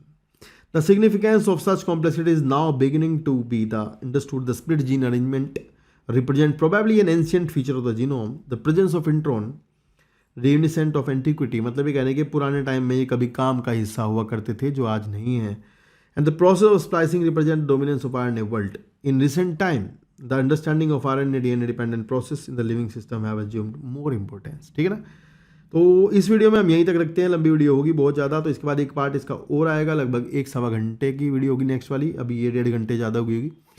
तो होप्स आपको वीडियो अच्छी लगी होगी, पूरी देखिए तो आपको बहुत ज़्यादा काम आने वाली वीडियो हैं ये. अगर आप इनको लगातार देखते रहोगे तो आपके बहुत ज़्यादा नंबर बढ़ जाएंगे, मतलब आप बाद में रियलाइज़ करोगे ये बात को. मल्टीपल टाइम देखोगे तो ज़्यादा अच्छा रहेगा, एक बार देखने से काम नहीं चलता है. और लगातार अगर आप देखते रहे तो आपका काम बस बन गया, ये समझो बात को. और दूसरा, आप इन वीडियोज़ को अपने दोस्तों को जरूर शेयर कीजिएगा, लाइक कीजिएगा, कमेंट कीजिएगा, सब्सक्राइब जरूर कर देना चैनल को, तभी मेहनत करने का मन करता है. तो थैंक यू सो मच पूरी देखने के लिए, लगातार चैनल पर बने रहना. मिलते हैं नेक्स्ट वीडियो में. Take care, bye bye.